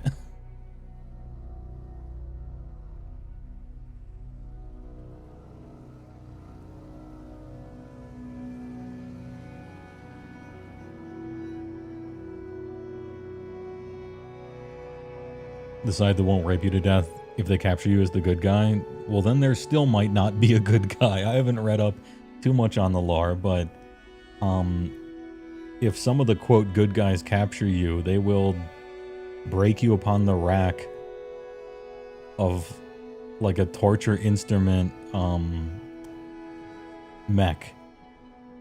Sacrifice a sheep and nail it to the front of it and send you into war against the demons. Like it, I don't know. I don't know about that one.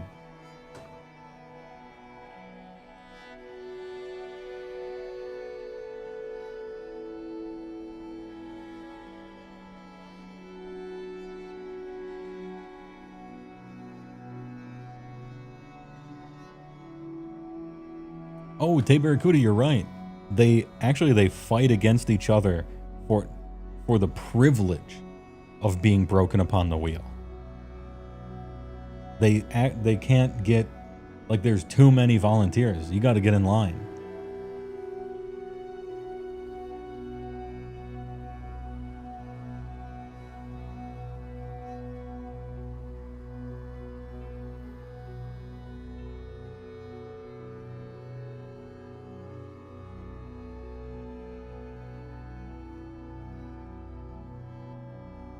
I don't know if this is true or not, but I get the impression that... So first of all, it's a skirmish game, so it's only like little tiny bands of stragglers trying to grab some artifact or some little patch of mud here and there. And so it isn't main forces or even close to anything like main forces fighting against each other. But I don't think there are any like actual real demons from hell in the game. It's all like a technicality thing. The quote-unquote demons you're fighting all like used to be people somehow and were corrupted and then rose in the ranks and became stuff, but not like true pure-born demons. Because if the demons can show up, then the angels can show up, and then it'll become a bigger, different conflict.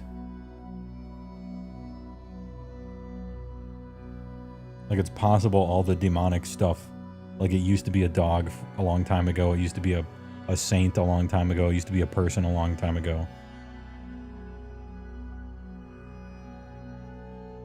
What I'm saying is they weren't like born demons or something. But I'm gonna have to read up on it and make sure that's true. Yeah, Hell Knights were allegedly former angels.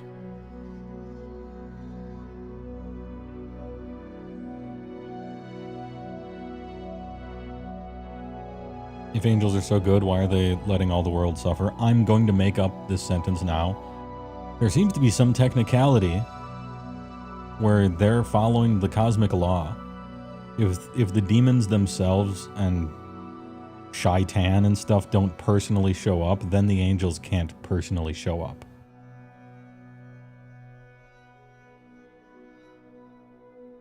But I just made that up. I'm going to read through all the lore so I can better answer these questions. Plus, I'm interested in it. All the demons have to be at least part mortal to be able to walk on Earth without the angels showing up. That's what I thought. And the angels would fucking butt blast them into the stratosphere, and so they have to do it this way. But the demons can probably butt blast humanity into the stratosphere, so... Which is happening. If not for the Great Wall, am I right? Sultanates?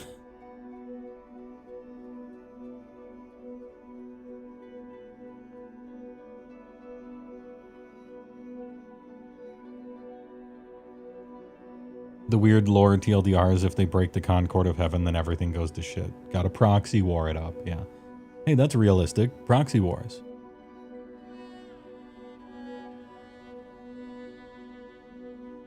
This post is marked true by real American patriots, Iron Wall watchers.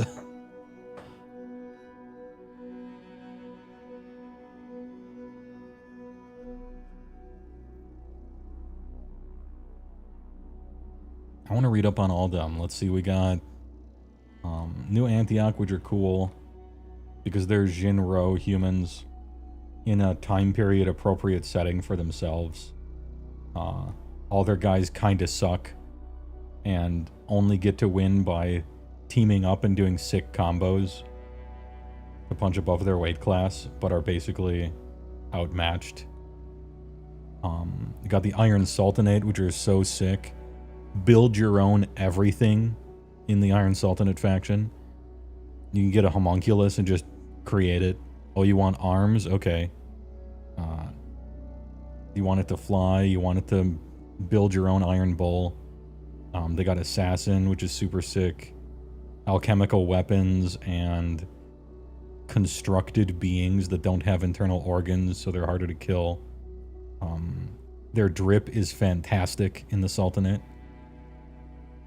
Yeah, alchemical ammo is so sick. It's so good.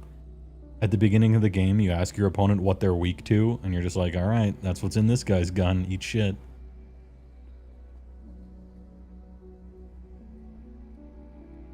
As we mentioned before, Trench Pilgrims are Spanish Florida men, the army.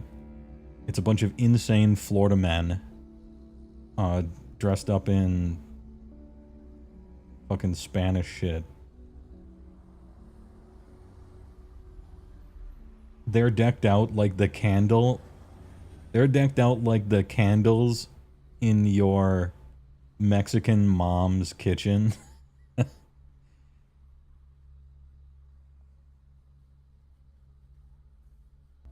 They are here to die and possibly win and die.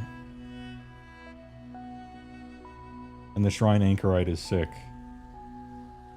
A moving shrine, everything it does is risky. It's almost immortal. Hell yeah. Yeah, Blasphemous the game, the army.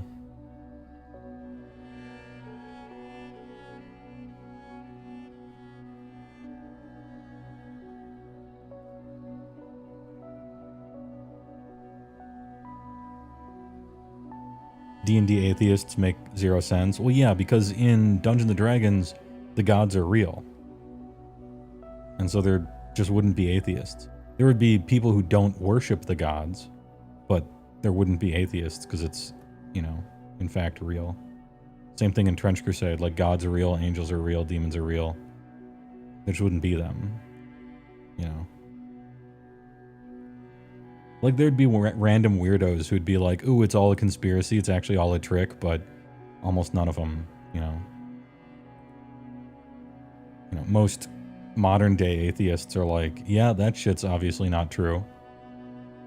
But if it was, then, you know.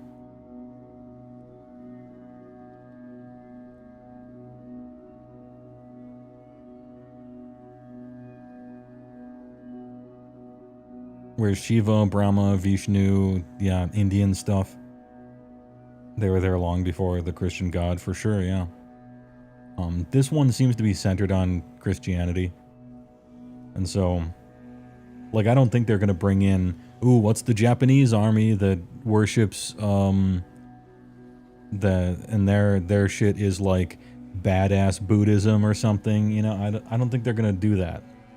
I think they're keeping it fairly Christian. I wonder if they're going to do Eastern Orthodox, though.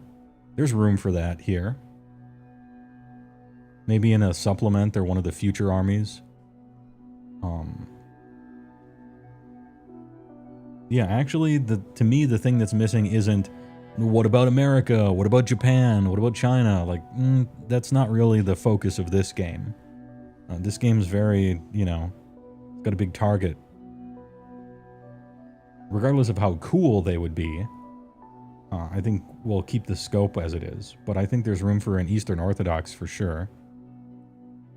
Like an overt one.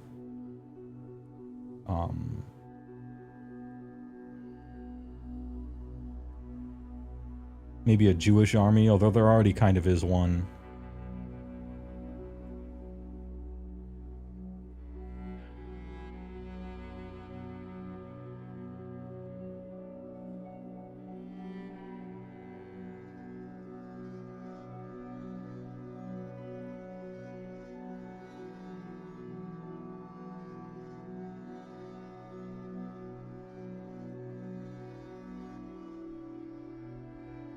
What's it called? Yeah, the Knights of Avarice. There's Knights of Avarice already, so we basically have a Jewish army already. No need to double up. Got him.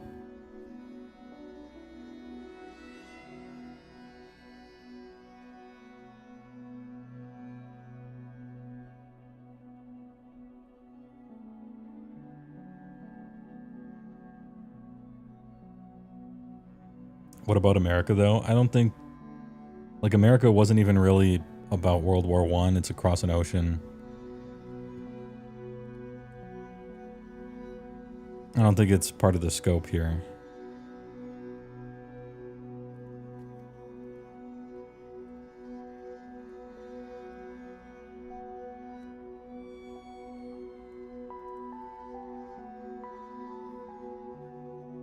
America was never founded. The world went to shit in 1099. Oh, yeah. Well, there you go, then.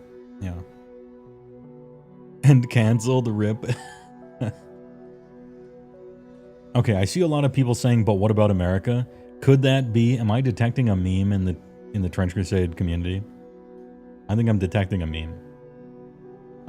The obvious answer is it doesn't matter. It's not... It's clearly just very not important in this game. And that's fine.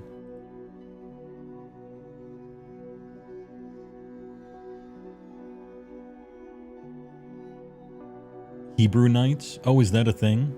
Hebrew Knights? Will that be a new faction?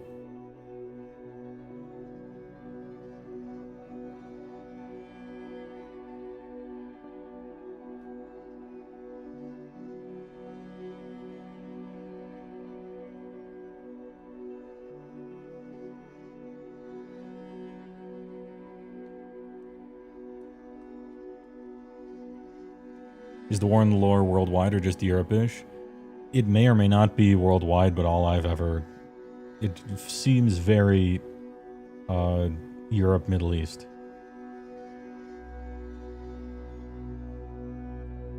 Everything else is whatever. We're zoomed in here.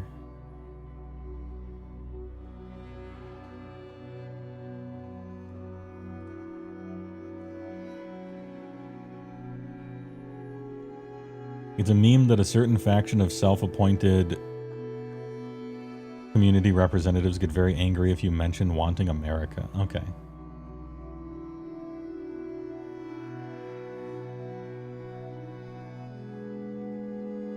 I kind of get it, because it's a stupid question.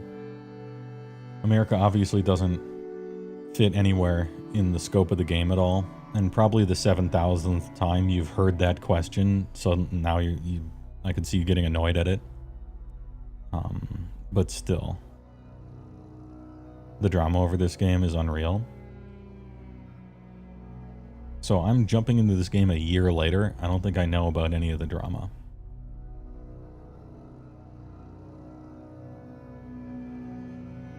You love that Abyssinia and the rest of Africa is fighting against Mammon.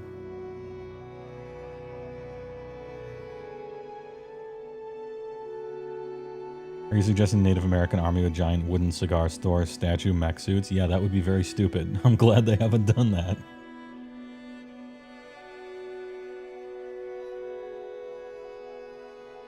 Don't look into it. I probably won't.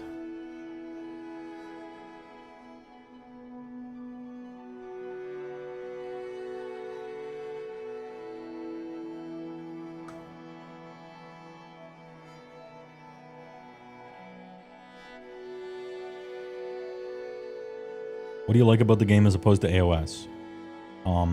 List building is fun, and it matters. A lot. Number one, list building is fun and it matters. This is not the case in AOS, and it hasn't been since 2nd edition. So I've really missed just building lists for fun. I've missed that. And GW has consistently refused to give it to me. They used to give it to me in 1st and 2nd. I shouldn't phrase it like that. But anyway. Another thing I like about Trench Crusade is the objectives are not sticky. What a breath of fresh air it was to play Trench Crusade, and you have to stand on the objectives to control them. Hallelujah. It was so good. It made me even more wistful to the old days when objectives were not sticky in AOS. It's made the game worse to make them sticky, in my opinion. What I mean by sticky is, once you control an objective, you can fuck off and go somewhere else and it stays under your control.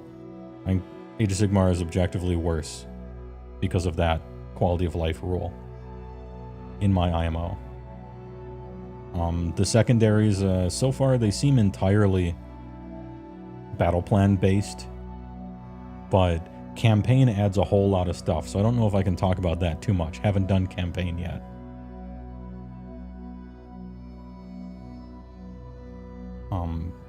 But yeah, they don't really have battle tactics.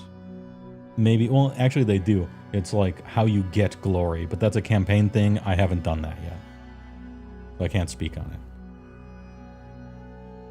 The battle plans are very involved. Many of them you have to like build the terrain on it as part of the battle plan. Placing objectives places, choosing number of heroes in your opponent's army to do stuff with. You put trenches on your side of the battlefield, like little train sets, and you put terrain down and all. It's actually kind of annoying how much you have to do to set up the battle plans, but they're good. And I bet once I played 50 games and I'm bored with the normal ones, I bet all the intricacies of all of the scenarios will be good, as opposed to boring. Right.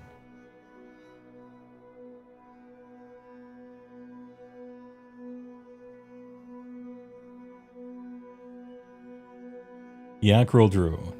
I'm in the trenches. I'm in the trenches now. I've played a few games.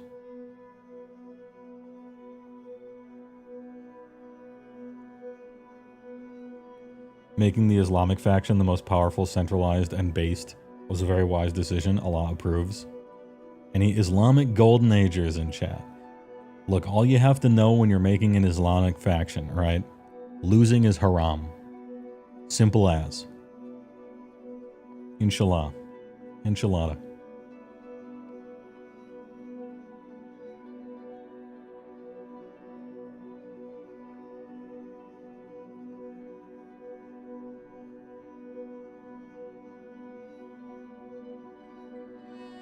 Can you talk about your gameplay experience? Sure. The first game I played right out of the box, standard 700 point no list building against CJ, who did the same for his starting army. And then after that I did a 900 point pickup game with 8 glory, which is how you're supposed to do it. And then I did another 900 point game with 8 glory, both against Frank, who is on Sultanate. And CJ's faction is, he's the faction of, I can't remember their name. They're the ones that have the chainsaw fuckwolf and, Roman Mohawk helmet, like dark soldier guys with heavy flamethrowers and shit. They're fucking badass, actually.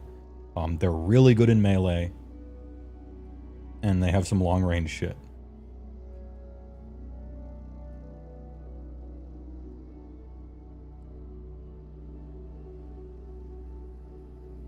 Heretic Legion, yeah, that's what they're called. HL.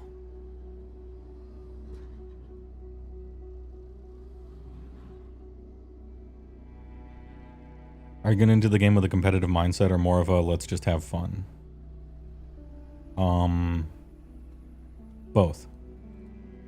Well, some might call it a competitive mindset, but I'm trying to play well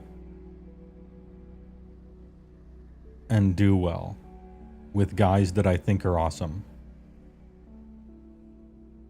I don't think I'm ever going to enter a tournament. Maybe I will, I don't know. And I'm not interested in creative mode. Or I'm not interested in campaign, really. I just want to play 900 point games. So whatever you would call that. I want to get better at it, but I want to play with stuff that's awesome. I want to do as well as I possibly can after I have already decided to play slightly suboptimal stuff because it looks cool. Whatever you would call that.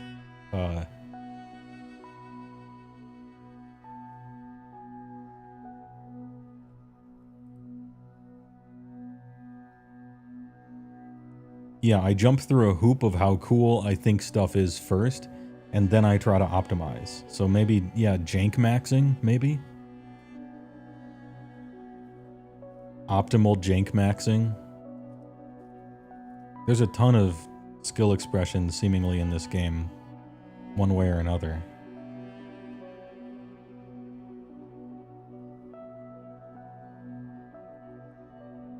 I have noticed that in the first game, I'm like, okay, everybody can dash. It's a 2d6, you need a 7. If you fail a risky action, your turn just ends. Getting dashes to 3d6 seems like it's very important, which is why a musical instrument is so expensive and the guy holding it can't use a two-hander. So like from the first game I played to the second one, Suddenly I'm looking for stuff like, here's my musical instrument guy, I need to be able to 3d6 dash. Here's an upgrade in Prussia that can make your leader 3d6 dash, so I'm like, okay, we need to get more. 2d6 straight roll is just not good enough. You need to be really moving guys. I think it's interesting that some stuff is a risky action, and you can choose the order that you do anything, which causes a lot of decision points, which rewards being good and taking good risks, and it also rewards being lucky, but in equal amounts.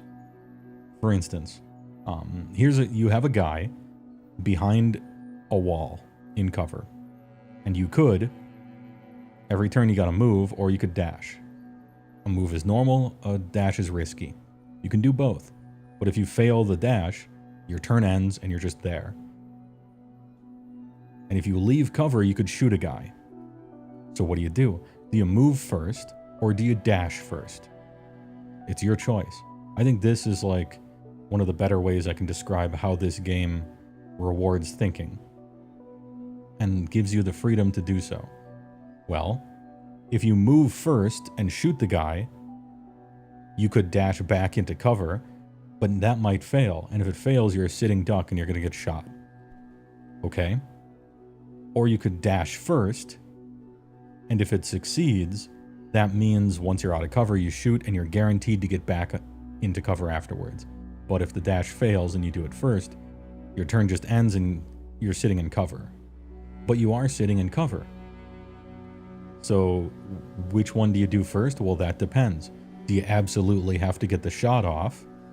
Or is it more important that your guy is safe? If you have to get the shot off, you move first. Because move is guaranteed. You shoot the guy, and then whether or not your guy gets back into cover is up to the dash, and you will have made that informed choice. Hey, I have to get this shot off if my guy, if he dies, my guy. But it'd be nice if he got back into cover. Or, the shot is important, but my guy not getting shot is the most important. So in that situation, you would dash first. Because if you fail to dash, you're still in cover, okay. And if you pass it, then you get to take your shot and safely move back into cover automatically. And so that single situation is like a microcosm of all the decisions and how all the mechanics let you make informed choices and take informed risks and have to think about stuff. And that's fun, and those rules are good. The rules let you do that stuff. I think it's really cool. They could have just said, you have to move first, and afterwards you can dash if you want. They could have just said that, and then everything's kind of formulaic. But instead they let you choose the order because it's like a skill expression. I think that's really cool. And almost everything is kind of like that in the game. You could do it this way, you could do it that way. It's risk versus reward. You do it in whatever order you want. Give you the freedom to fail, or to make great decisions, or to get super lucky.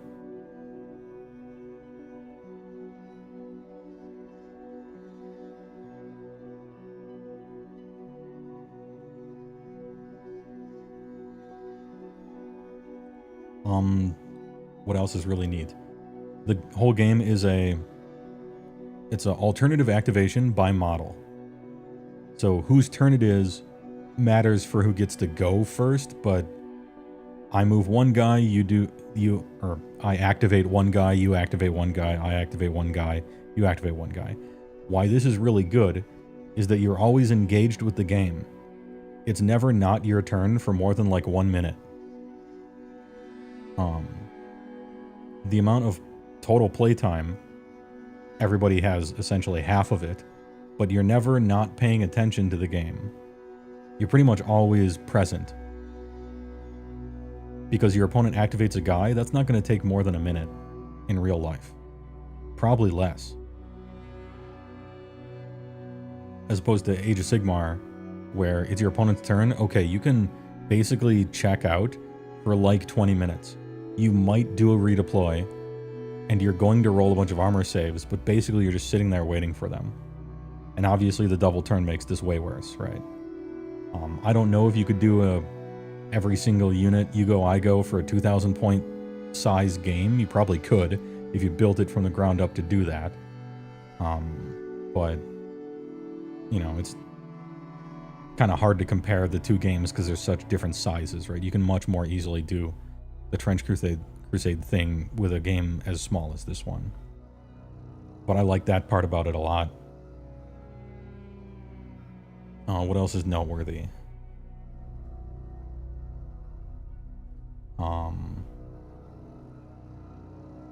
About the play experience. The blood tokens thing is kind of interesting. Nobody has hit points really. Most of the time when you hit someone, they get 1 blood token. Like they're bloodied. And you can stack these up and then spend them later to try to totally kill the person. If you get super lucky, you roll boxcars. Sometimes you just randomly kill anyone. Yeah, the bullet is a great equalizer. I've found a lot of the time, kinda nothing happens. You shoot some guy, he puts 1 blood on him. You shoot some other guy, puts 1 blood on him. Somebody heals him. You miss, they miss, you miss. And then halfway through the game, some random guy with a flamethrower just shoots a stream of fire at your heavy mechanized infantry and happens to roll an 11 to injure, and they're just dead. Full life, out of nowhere, just dead. So that's like it's sporadically deadly, but most of the time it's not that deadly.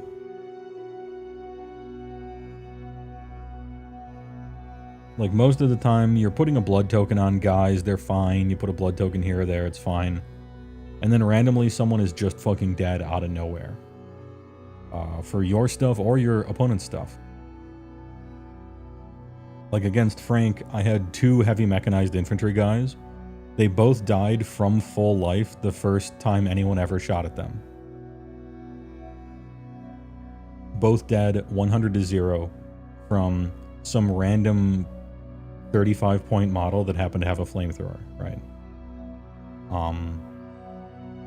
He infiltrated some super cool, like, 140 point guy, and then I charged him with the main character from Oni that happened to have a polearm, and I just rolled really lucky and 1-shot him. Well, 2-shot him, but yeah. So, like, people just completely die, but usually not. But you always got to think about it. It is kind of a deadly game.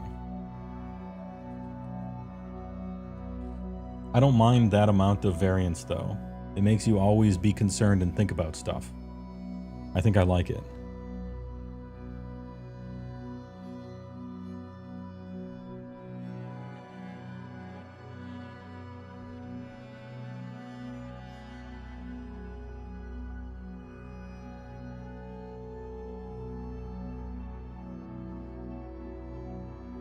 Gas 2, your Black Grail dudes love the fart grenades. I haven't played against Black Grail yet, but I noticed like everything says gas, and I haven't seen anyone with gas yet.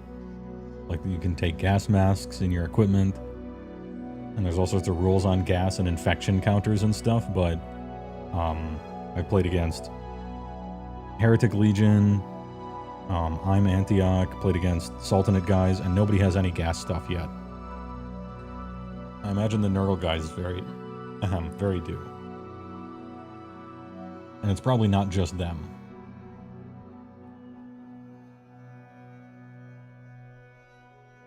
Armor seems to matter a lot, unless it doesn't. Armor really matters unless it's ignored, and there's a lot of stuff that ignores armor. And I imagine the more I play, and the better my opponents get, and the more comfortable with the game my opponents get, the more armor ignore will just be everywhere. But otherwise, armor is like really good, so maybe it's fine that there's a balancer to it.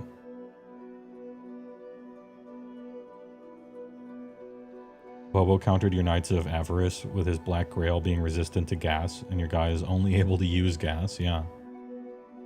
Knights of Avarice seem cool, the drip faction. You can take gas grenades and one subfaction gets all gas instead of shrapnel. Even the nuclear witch. Does it become like a mustard bomb that she throws at people? That's kind of sick. Dude, the artillery witch is obviously amazing and cool. Like the coolest thing in the faction. It's kind of sad they limit you to one, but I guess not really. She stays special.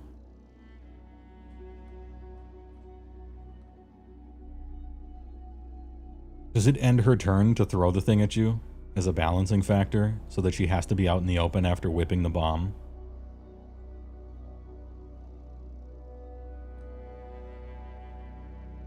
I love the Artillery Witch. I don't play Heretic Legion, but she's awesome. Heretic Witch is awesome. The Mohawk helmet guys are fucking sweet. Actually, a lot of that army is cool. Once she shoots, she's done. Okay, so the balancing factor with her is she gets in the line of sight, and if she doesn't kill you, then somebody gets to shoot back. Trench Ghost was a cool idea as well. I saw that as well.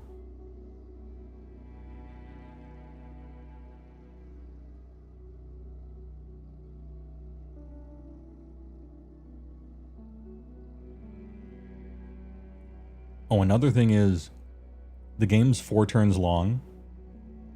I mean, okay, there was one scenario that said it should be 5 turns, but typically the game's 4 turns long, and you play all the way till the end, you don't just talk it out. So far, anyway. I bet when everyone gets really comfortable with the game, you probably end up talking it out. Depending. But at the end of every turn, there's a giant morale check. And if you fail the morale check, the battle is either totally over, it's just done, and you lose. Or you can keep playing, but every guy on your team is -1 dice to like everything, which to me is still the game's over probably, but maybe not. So that is, the morale thing is something that I thought could be a concern for the game in general.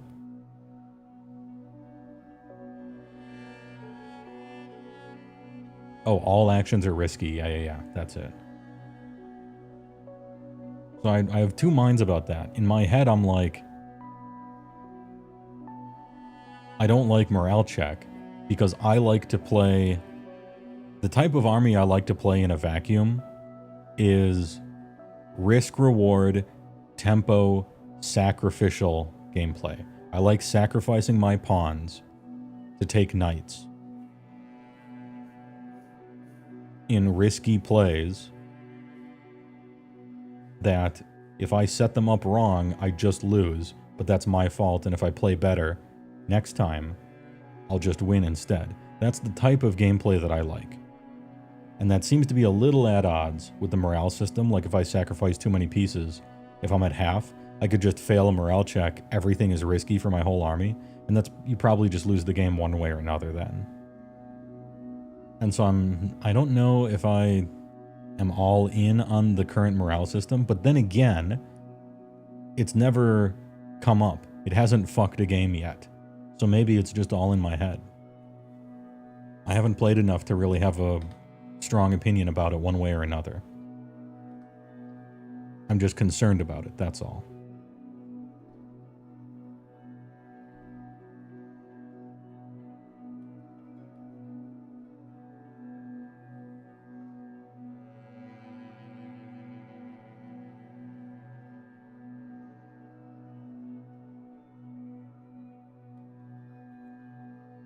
What else?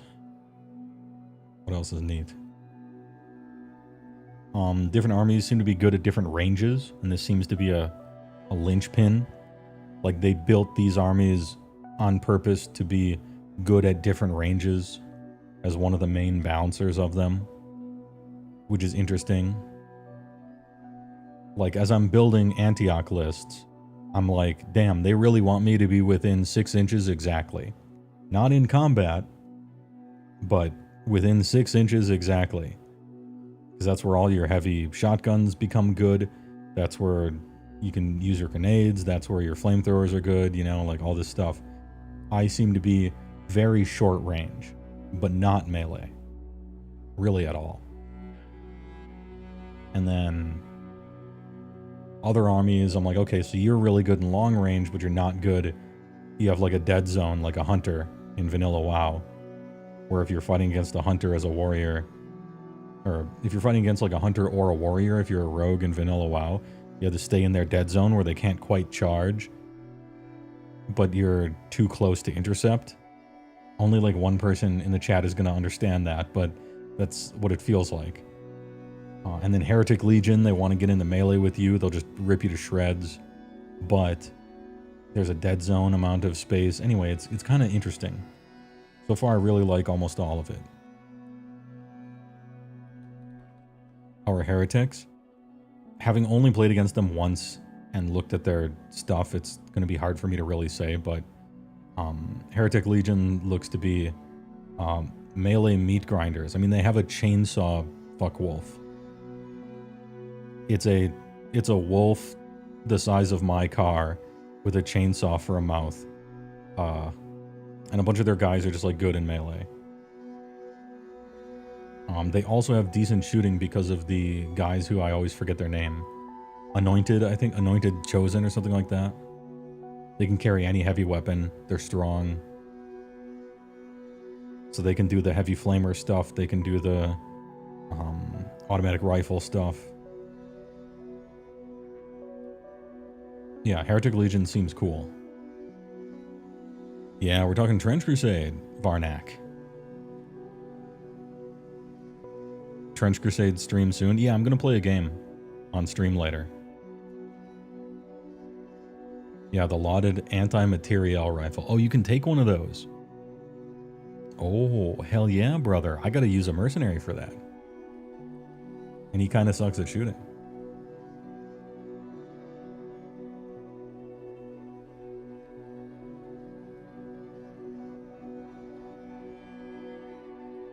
Somebody asked previously about how do I like mercenaries in this game as opposed to allies. This game handles mercenaries correctly in that there's a pool of mercenaries that are reasonably balanced. They're their own thing. They're not like an army. It's just these are the mercenaries that are available to different armies. And then they've carefully went through and said which armies can take which mercenaries so that it, you know, so that it's not bullshit. Your own guys are still the best thing to be doing. And there's no ally system. So you can't just steal some other army's unit and be better than that army with their own guy. In other words, it's good and correct. AOS is continuously moving away from allies slowly, but they still are keeping it around with this Realm of Renown thing. Not good. Always has been kind of bad. Yeah, trench dogs are good to just stand on an objective. They cost almost nothing. Anti-material rifle guy is cool. Pretty expensive, but he's good. I like the Observer a lot. Just an entire bundle of cheating at the game for 3 glory. I like that guy. Yeah, Mamluk Ferris. That dude is sick. A little miniature Antioch alchemical, kind of good at everything guy. Makes a fire team.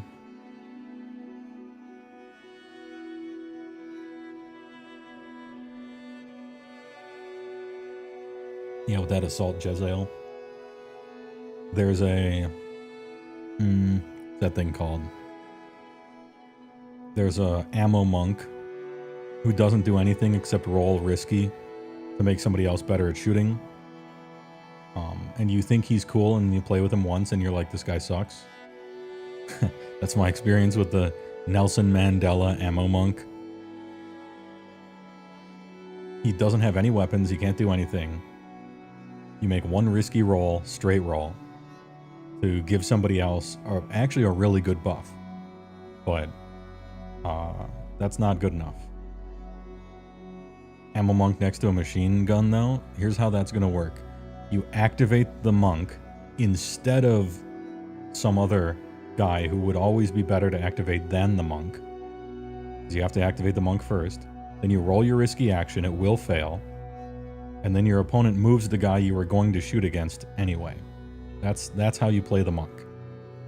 A little outcome bias is creeping into my explanation here, but that has been my experience with the ammo monk. Is you activate the monk, the window of opportunity closes, and you fail his risky action.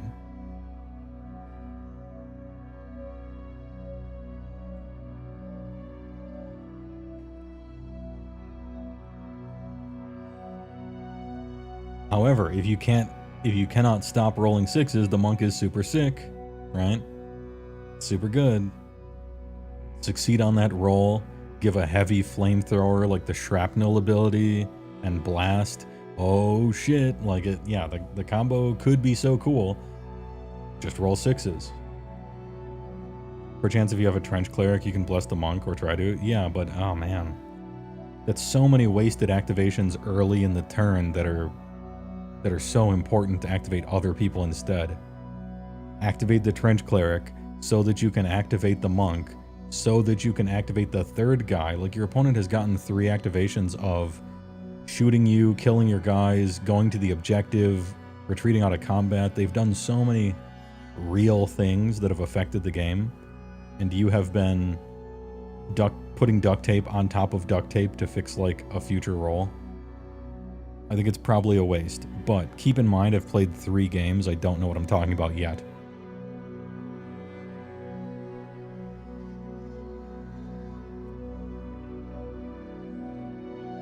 You know, it's possible that in a month, when I'm better at the game and know more, maybe they'll be good actually. But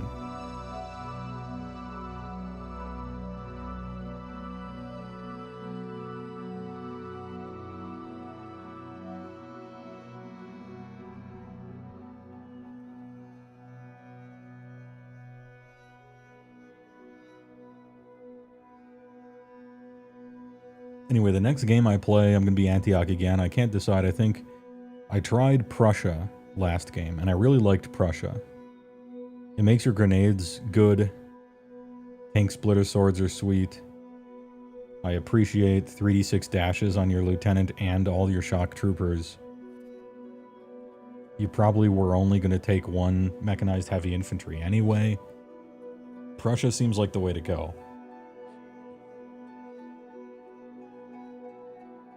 The other new Antioch subfactions all seem to have like a poison pill in there that ruins everything. So yeah, I've tried a Pope list, which made the sniper really cool, but everything else wasn't all there. And you couldn't play any infiltrators, which is really painful. And then I tried Prussia, and I really like Prussia because your grenades are good. Your satchel charges are 10, which is huge. Your infiltrators have dash, which is very nice. Anyway, I like Prussia a lot. Next time, I'm either going to do Prussia again with a different list or try a standard New Antioch. But it seems like the only reason you would go standard New Antioch is if you wanted to play a bunch of mechanized heavy infantry. Because it's the only thing you're better than Prussia at is playing a bunch of those guys. But I don't know if I want a bunch of mechanized heavy infantry. You know, if your opponent has any armor ignore, they just one-shot them. They're expensive and slow. They're not really for fighting in melee. I suppose that's fine that they're not good for fighting in melee. It would look cool and be cool, but looking cool and being cool will only last you so long if you actually suck. Like, you can only hold on to that for so long, right?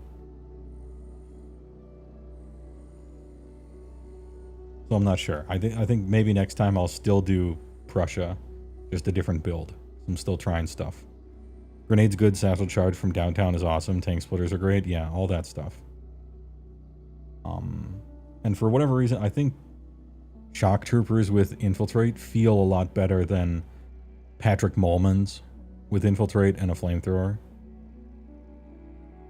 Like, it's a similar cost. The shock troopers are more expensive, but man, I like having 3d6 dash on an infiltrator. That seems a lot. I feel safer that way, I guess, is how I'll explain that. Even though they're a little pricey, they're like 75 or something like that. Or 82 with the tank sword.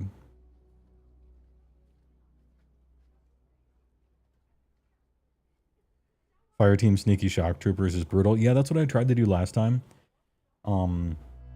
It is a little awkward because to me, because you only get 2 infiltrators, putting them both right next to each other is an option. But when they're in a fire team, it's like, damn, I kind of want to put one infiltrator over here and one infiltrator way over there to have 2 chances at a big play. But if they're in a fire team, then it doesn't really work. They're supposed to be next to each other. That's not bad. It just means there's push and pull, which is what the whole game seems to be about, is risk reward and choosing one thing instead of another. But yeah, I had 2 shock troopers in the last game. One with dual swords and a grenade, and the other with a tank splitter with grenade, because the way fire teams work, as I was reading it, it seems like with fire teams, what they want you to do is put 1-2 combos in there, right? Like, they want you to set up, okay, this is the guy who puts all the blood on, and then this guy is the guy who cashes out all the blood. That seems to be what they want you to build towards. You got setups and payoffs. Generators and spenders, if you will. So you have a guy that has a bunch of attacks, or a guy that automatically puts blood on somehow.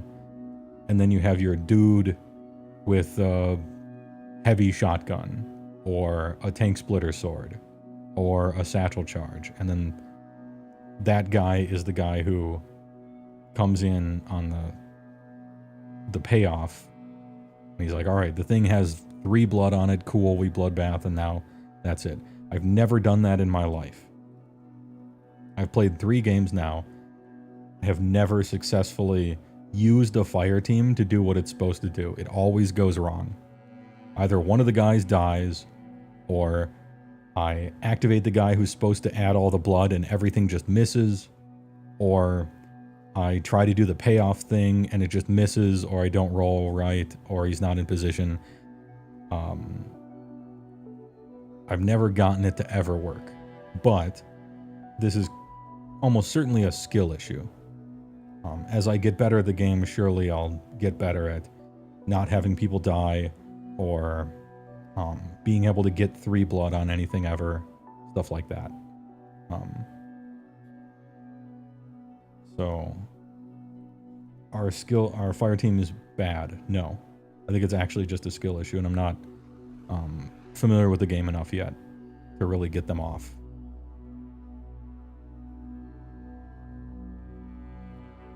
But that feeling is fun. I like that. I like a ton of list building, and then you get on the table and nothing works.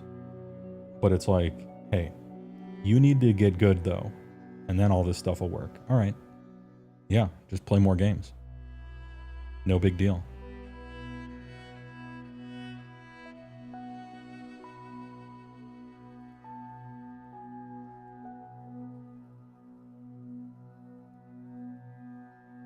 Also, my lists have shrunk. The first list I made had so many guys in it because I was in like, have enough guys, stand on objectives, spread out, a bunch of yeomen. I need to have like a whole bunch of stuff. I was in that frame of mind. And then the second game I played had like 4 fewer guys. And now the third game I'm going to play, I might have even fewer guys yet. Because I'm still trying to figure out what kind of game this is, how many guys they want you to have kind of thing.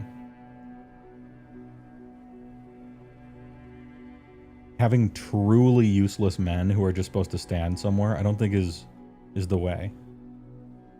I mean, they can be pretty bad, like a Yeoman with a bolt-action rifle for free, but they can't be, like, completely useless, and you don't want too many of those anyway.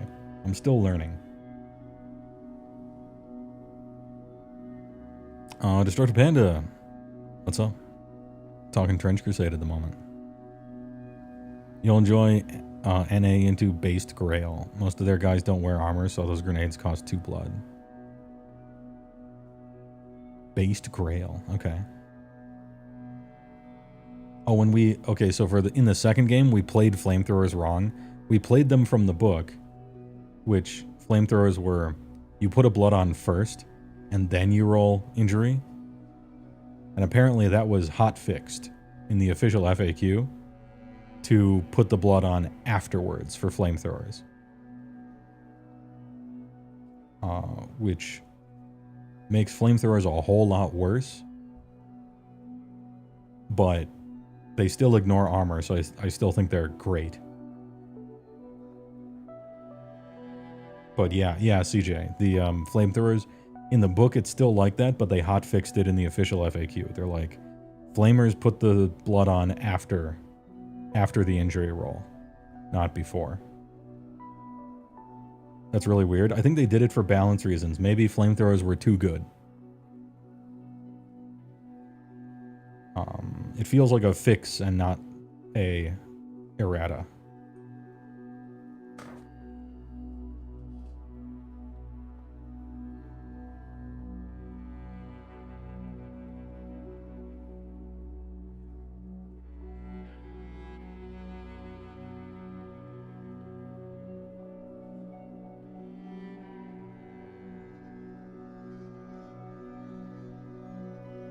Because it was not uncommon for a -3 armor guy to get flamed into 3d6 injury and just die.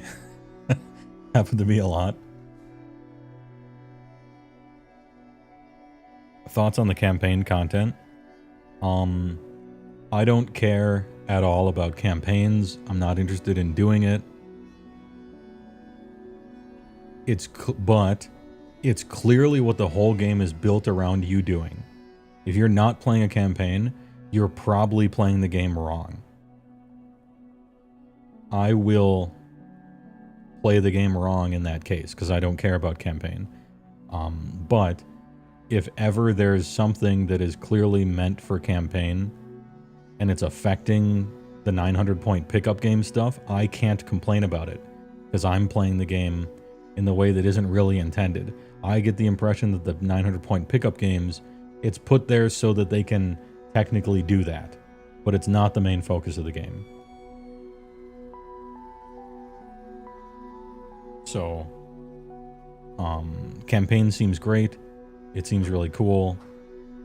If you want that, it seems to be what the game is built around. You're supposed to do campaign clearly, and 900-point pickup games are the afterthought.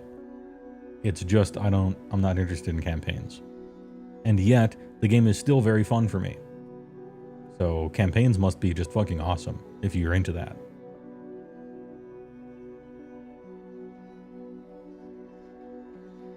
But I wasn't interested in Mordheim.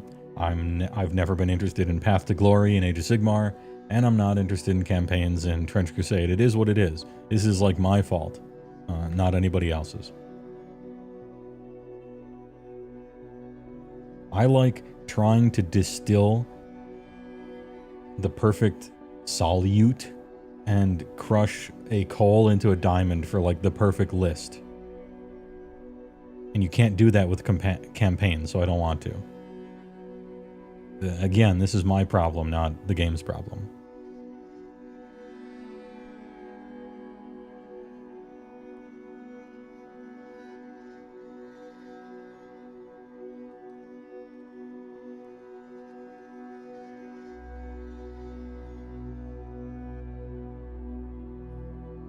First few months, you only did the one-off games and you had a great time, but campaigns add more onto it. I think so too, and I think it changes the way you approach the game a lot and build things. In pickup games, you just throw martyr, martyr pills? You just put martyr pills on anyone, play your glory assassin guy that's super cool. But in campaigns, if your glory guy dies, you just lose him. You can't just throw that stuff out there. You have to be a lot more careful. If you fail a morale check in the campaign, you probably just peace out and leave the game. You don't play with the risky stuff because your guys will die. You want to keep them for next game.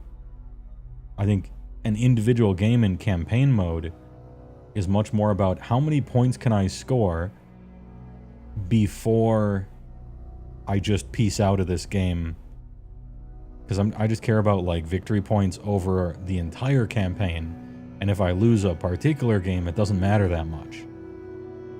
And so in these ways, I'm seeing that the campaign shapes the game very differently. For instance, remember when I said I'm really concerned about morale checks? In campaign, I don't think I would be, because you want to keep your guys alive. You want to accomplish your glory thing and then fuck off, kind of. So it changes a lot about how you approach it, and I think all those things are good. It's cool that it changes how you play and think about the game.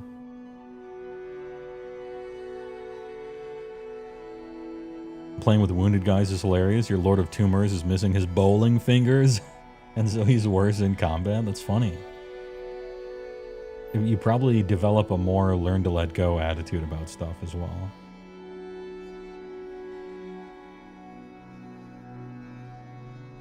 You got your good friend, super religious guy with a 3D printer into Trench Crusade. Currently homebrewing your Trench Pilgrims right now. Sweet.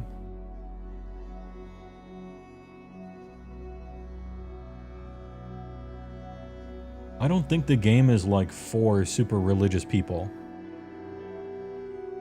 But I don't think it's not for them either. I think it's just neutral. I don't think it really means anything. I'm trying to put myself in the place of being really religious. And I would view this as cool fan fiction that doesn't really affect or disaffect my faith in any way. You know, it's just like cool stuff. Oh yeah, what if? It's a fantasy game, okay. It's probably like a religious person playing Dungeons & Dragons. Yeah, what if all these random ass made up gods are real? Neat, okay.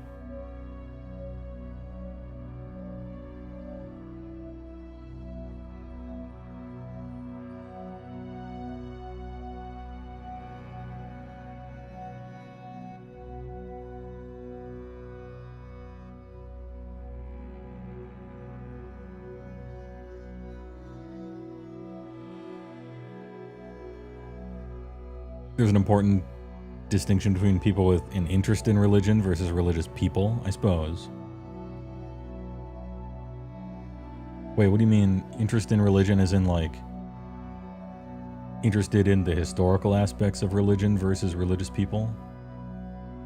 Or do you mean when you say an interest in religion, do you mean like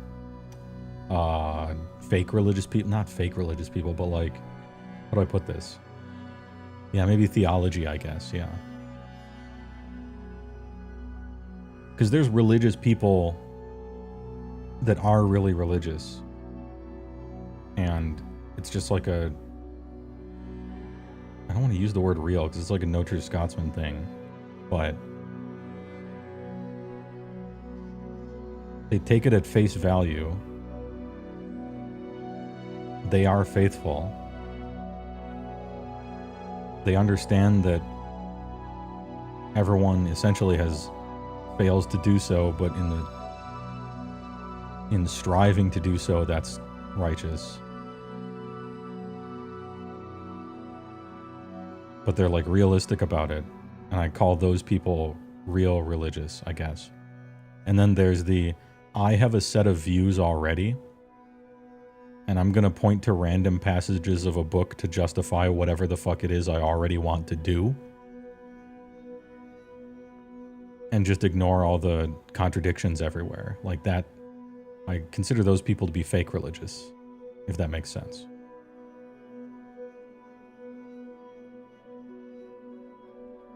And like a politician, I guess. I don't know how those interact with what you said, but...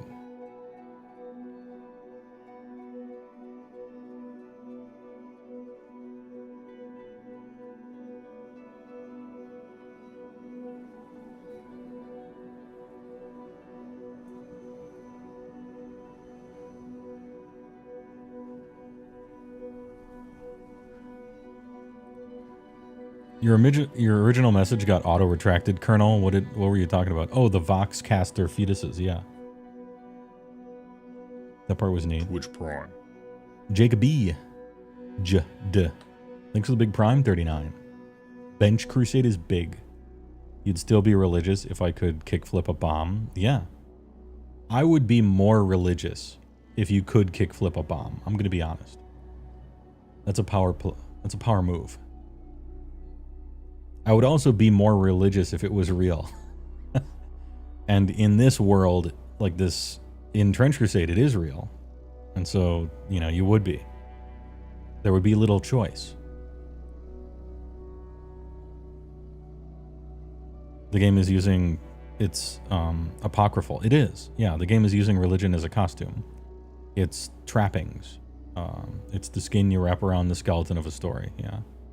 I don't think there would be a conflict of interest in it. And I consider satanic panic people of the 80s and 90s to be the fake religious type that I described previously.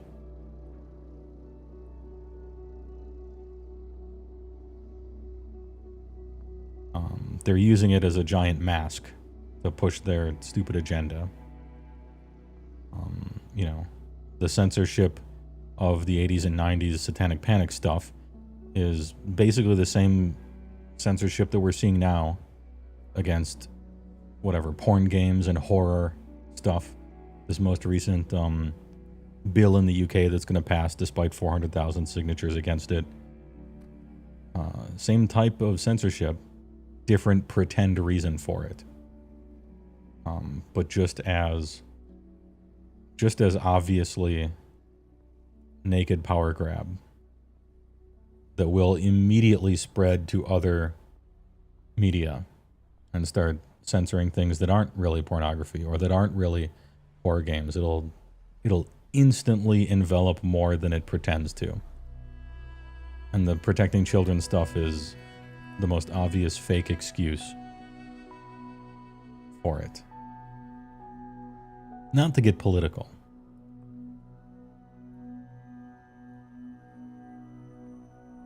But I'm just saying that it wasn't even 12 hours after they got the power to force you to sign up to something and payment processor take down this stuff. It wasn't even 12 hours before they started censoring protests that had nothing to do with it. The guys of What About the Children instantly fell away. And you could see their true goals immediately. You know, why do I have this? Why do I have this on my start screen? Decent men protect indecent movies. It's true.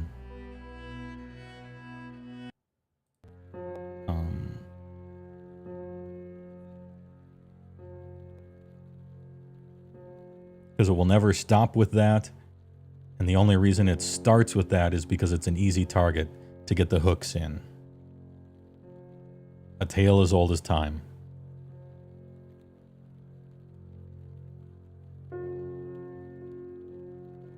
Whether it be 1988 moms who like to drink and smoke when they're pregnant, satanic panic, or 2016, 2018 Twitter people, or the UK now, clutching pearls, nanny state shit.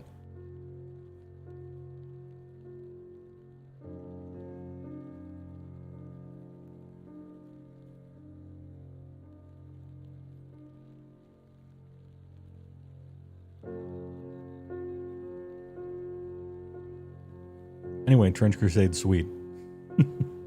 That shit's sick. You love having to relearn the same lessons 2 generations prior because some dipshits won in 1984 every chance they get? Yes.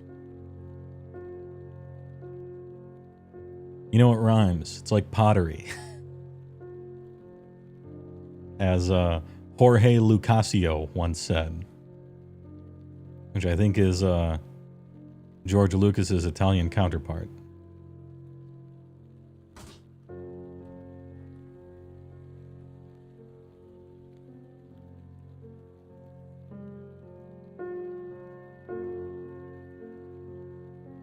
Molto bennis, yeah.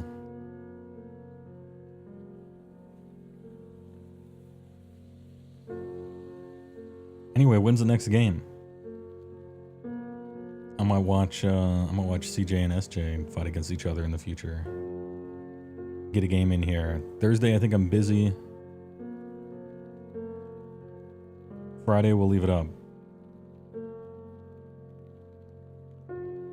One thing that's kind of neat about, non-union Hispanic counterpart. Well, that was the thing I was referencing, but I went for Italian because Lucasio sounded a little more Italian to me than Spanish. That would be The Simpsons. Get Steven Spielberg on the phone. He's busy. What about his non-union Hispanic counterpart? Senor Spielbergo.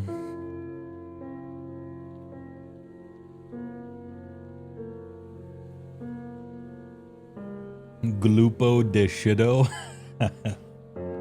Yeah.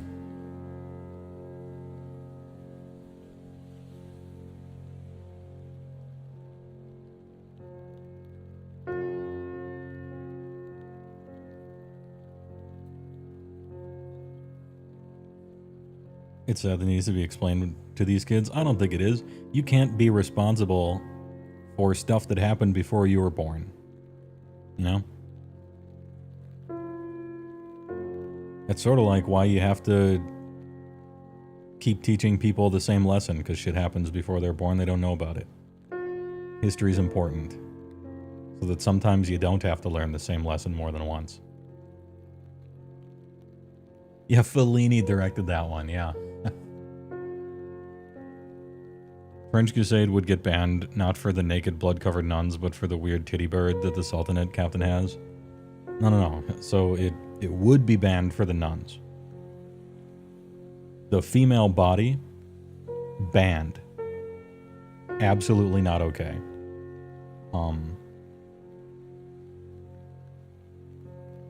Complete torture, murder, violence, solving problems, beheading, that stuff, completely fine.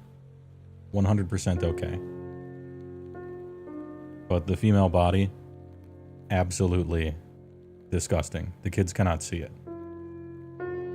If there was a way to ban children from looking at their own bodies, that we would do that. Yeah, can't have that. But, you know, cut someone in half with a chainsaw.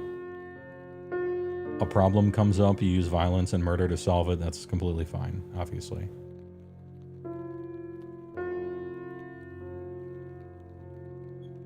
Female presenting nipples. Female presenting nipple. Good fucking meme. Female presenting nipples. Yeah. Sorry, we had to make sure everyone knew what we were talking about. Yeah. Had to get way more specific about it. Female presenting nipples. That's a good joke. would be banned after the release of the Jewish faction. Yeah, I can't have that either.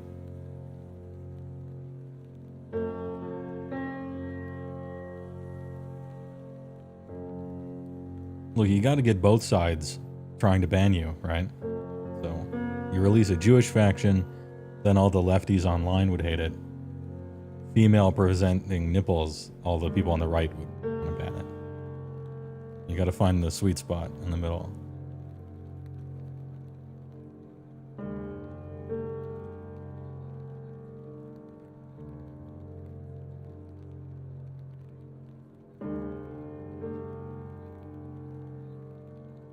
Pilgrims have the anti-skin subfaction, Saint Methodius. No being naked, no martyring yourself, but you do get 2 anchorites, upon which people are being martyred. But hey, alright.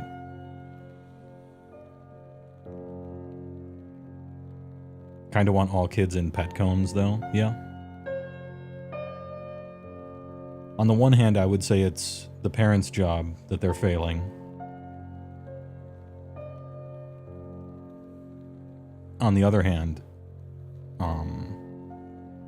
kicking the can down the road, asking parents to be better is a struggle that you'll lose. And if that obviously just doesn't work, then maybe you do need to find some other solution. I would say that the other solution you need to find is one that doesn't trample upon my rights as an adult. Who can gamble if he fucking wants to, even if it's a bad decision. Who can smoke if he fucking wants to, even though if it's a bad decision. There's 2 sides to the freedom coin. If you give people freedom, then they have the freedom to make bad choices. But that's what it means to be an adult. Fuck off, nanny state.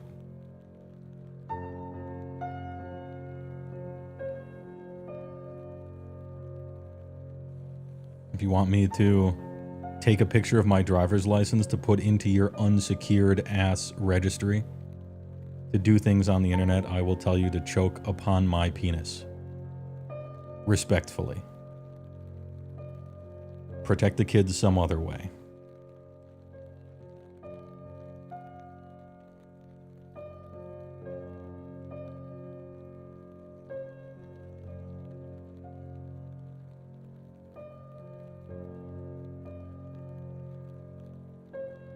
You have a homebrew for TC in mind? Yours are Latino indigenous tribes coming over as trench pilgrims. Sweet.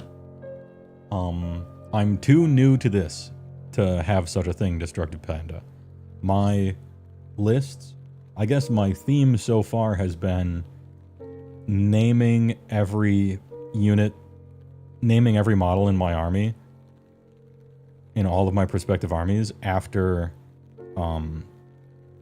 first-person shooter, boomer-ass video game characters. I have Sniper Priest Caleb from the Blood series. My combat engineers are famous engineers from FPSs. The combat engineer Gordon Freeman, combat engineer J.C. Denton from Deus Ex, Gordon Freeman, of course, from Half-Life. Mechanized Heavy Infantry Doom guy, Mechanized Heavy Infantry Quake guy. 2 shock troopers are Duke Boodum and Dick Kickham from the 3D Realms one. Observer Kanoko from the great underrated Hidden Gem Oni. I think the last good Bungie game, maybe. Communicant Anti-Tank Hunter MDK. From the Shiny Entertainment game about the dude with whose head was a sniper rifle.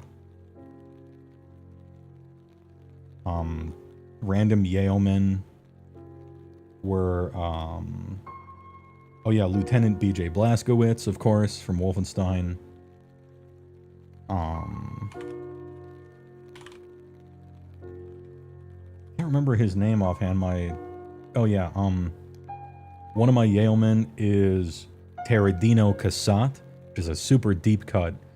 The main character from Rise of the Triad, which was an excellent, underrated FPS that got buried underneath the success of Doom and Doom 2 from former members of the team.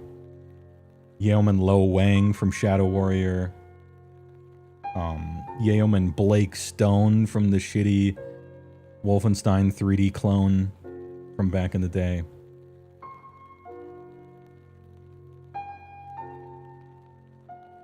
And I got a few more in the chamber, just in case others are needed. But so far, that's that. And I'm gonna be like, in the future, I'm gonna be like painting them up like that. So Doom Guy is gonna look like Doom Guy, have a green, you know, overtone of all of it. Yeah, the Windows 95 hits.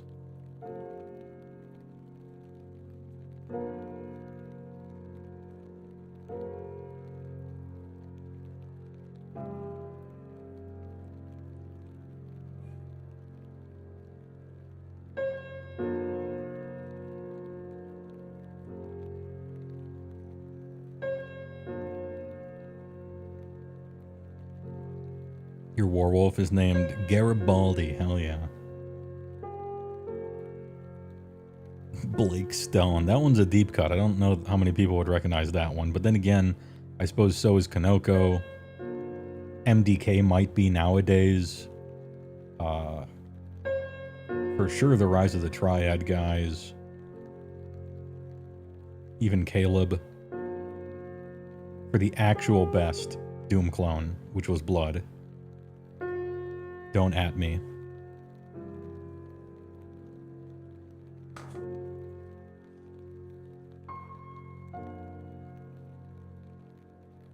Mjolnir Recon 54? Ah, yes. A marathon enjoyer, Phase Rune. Don't you mean security officer? Anyway, good shit.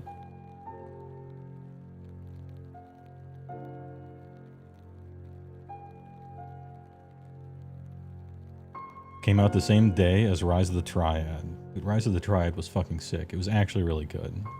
Poor game. What a blessed day. Oh yeah, Corvus from Heretic. I can't remember the name of the Hexen ones. Like, what was it? The fighter was like Baratus or something like that. I was thinking Heretic and Hexen, but those would fit a lot better in like a Heretic army and not necessarily an Antioch one.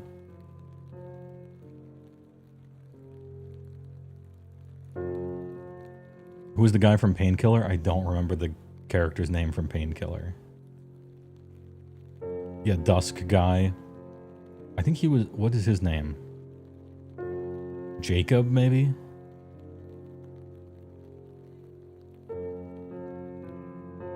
The Intruder. You know the wizard is named Daedalon? Wang from Shadow Warrior? I already have that. Yeah, one of my yeomen is Lo Wang.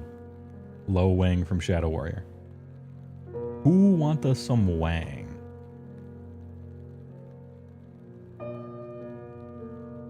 That guy isn't quite good enough to be in the elite category or anything. He's a yeoman.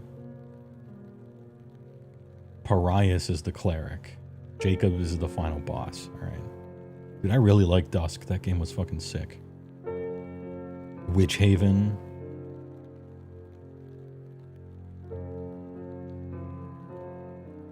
What was that bad game you sent pictures from? Witch Haven. Serious Sam. It sucks mega balls. Hey, speaking of sucking mega balls and being basically a Doom clone, although I think it was in the 3D Realms engine. Redneck Rampage, the most famous, or one of the most famous really bad game in the build engine. That game was so fucking shit though, that I'm not even using a character's name from it. I don't know any of the characters. Yeah, with the piss button and the beer button. I played that game. I had that game in Era.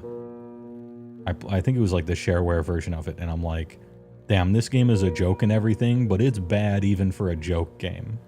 Chex Quest was better.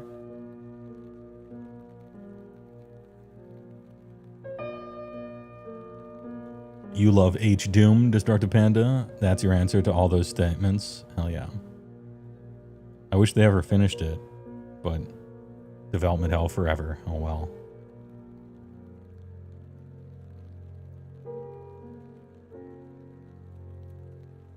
Chex Quest Sweep. I am Turok. Tuwak.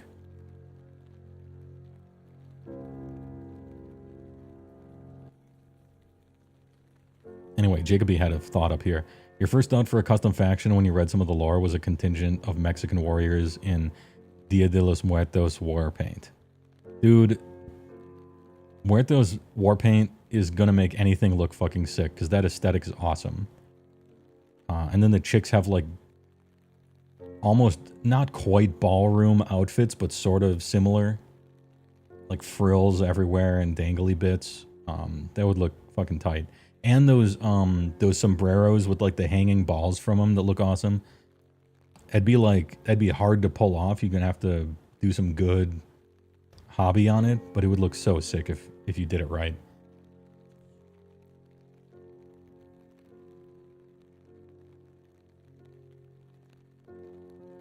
Dia de las Augas, yeah.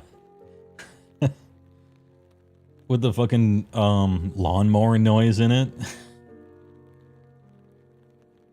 Damn, shorty, ¿cómo está? La quinceañera. Lawnmower man. Lawnmower man reference.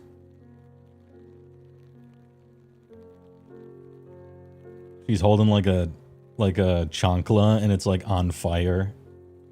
Like a flaming chancla, and that's your artillery witch.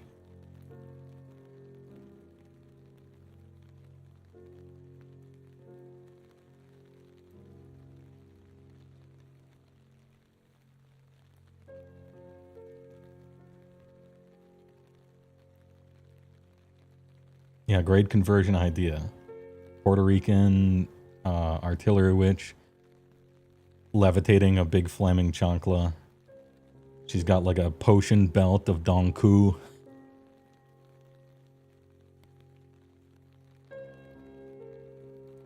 You've seen a lot of Navy witches using sea mines? Yeah, that's dope as well.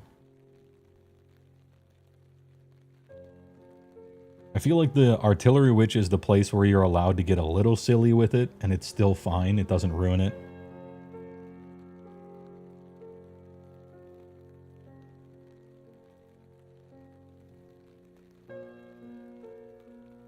Lawnmower Man makes you think of Dead Alive. Yeah, with the... That was a, what's his name? Lord of the Rings guy, director. I don't know why his name escapes me, but...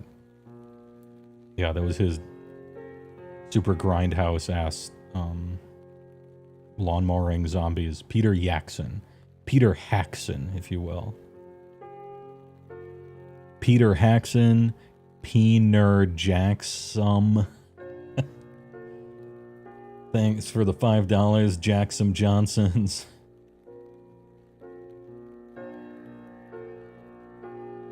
Alright, chat. It's been fun talking. I gotta end it here because I am fucking sweating. I gotta turn on the AC or I'll die. Thanks for the chat. Next stream, maybe a Trench Crusade game. I'm gonna be honest. TY for the chat and the walk. I had to cancel Friday. I gotta do the next one. You can't have 2 in a row gone. Otherwise you'll never stream again. Yeah, and the games are kind of short enough. I could do 2 on a stream. And they're short enough that I could talk on a walk for an hour and still fit in a Trench Crusade game. And it wouldn't go too long. It'd be kind of nice. Anyway, TYVM for watching. I'll see you guys next time. Appreciate it. Join the Discord to see when my next stream is going to be. And we got a brand new Trench Crusade channel. And the TTS channel, the TTS Games Online channel, has been expanded to feature Trench Crusade as well as AOS or Magic. Do note that we made... It was going to be a channel... So we added an extra channel, obviously, for Trench Crusade. It's called Bench Crusade. There was some talk that maybe it should be called non-AOS War Games, or just War Games General. But I vetoed the idea, because I don't give a fuck about any other War Games. I don't want people filling up shit with 40k. I don't give a fuck about 40k. I like Trench Crusade and AOS. And so we have an AOS and we have a Trench Crusade, not a general, right? It's the same reason that we have a Magic the Gathering channel and not a card games channel. Because I don't give a fuck about Yu-Gi-Oh! That game sucks. Or Pokemon or whatever. I care about Magic. So it's a Magic channel. Anyway, I hope that explains some things. Oh, appreciate it. Please enjoy. See you next time. Thanks for watching.